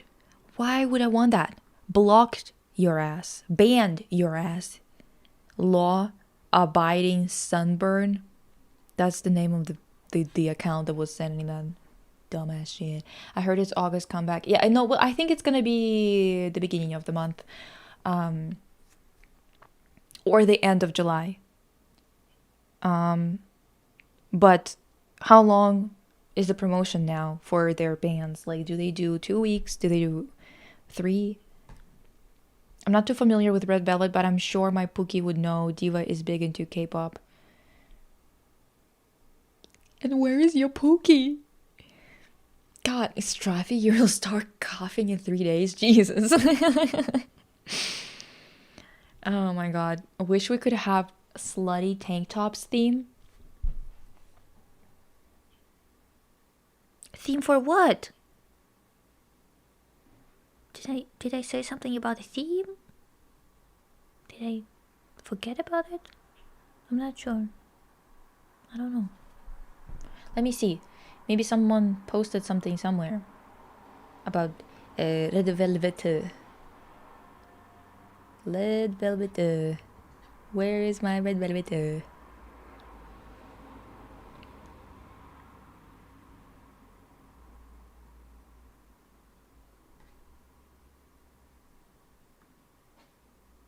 Okay.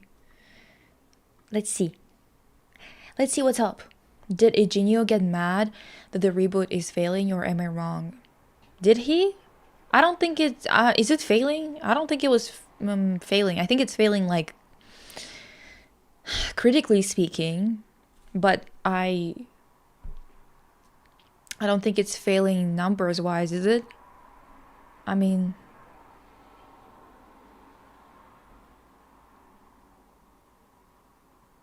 Okay. So... has anyone posted anything? About anything?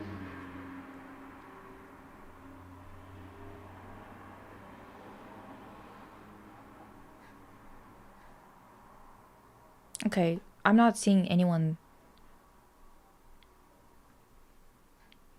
posting anything, it seems. They're like...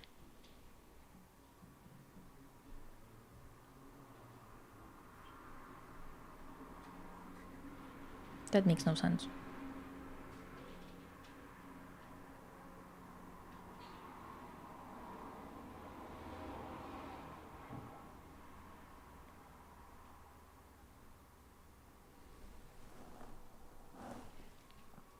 Also, I don't really follow the reboot other than watching your and Unicorn of Wars videos on it, but makes sense. Yeah, I don't really know. I don't really know how it's doing, to be honest. I got so pissed off. I just started blocking content creators gassing up the reboot. I can't deal with all that. You were seeing that? I saw absolutely nothing about like anyone gassing anything up, but maybe I'm just like not. I don't actually know why I haven't seen any of it.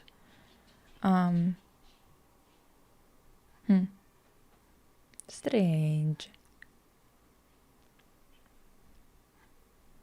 Okay. Yeah, I'm like looking at the post right now. Not really seeing anyone like posting anything interesting per se. I need what? Okay. A lot of like accounts talking about like hate and people commenting on Red Velvet's dancing ability. Like, oh my god, just tell me where they are.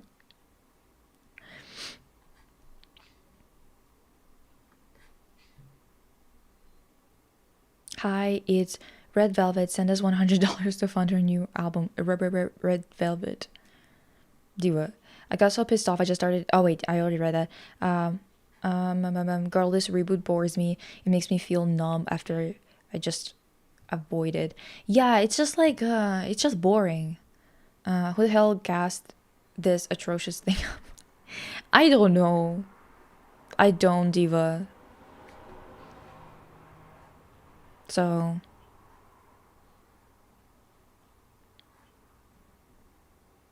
okay. You know what? It's fine. We don't have any info. Maybe next time we'll see each other. There's gonna be some info out there. I don't know. Lisa about to scopa your ass if you trash Red Velvet. Yeah, pretty much. Anyway, good chat, you guys. I'm gonna go eat perchance. Yeah. And gonna go write some more Scooby-Doo deep dive. I gotta start filming soon.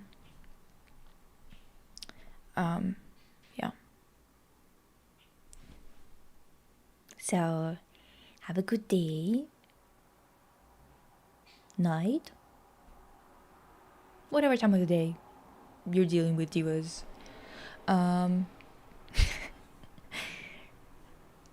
I've seen people on the Winx subreddit defending the reboot, saying that they like it. Okay, whatever. They've got problems. Let me play us out with a sexy back. Bye, divas.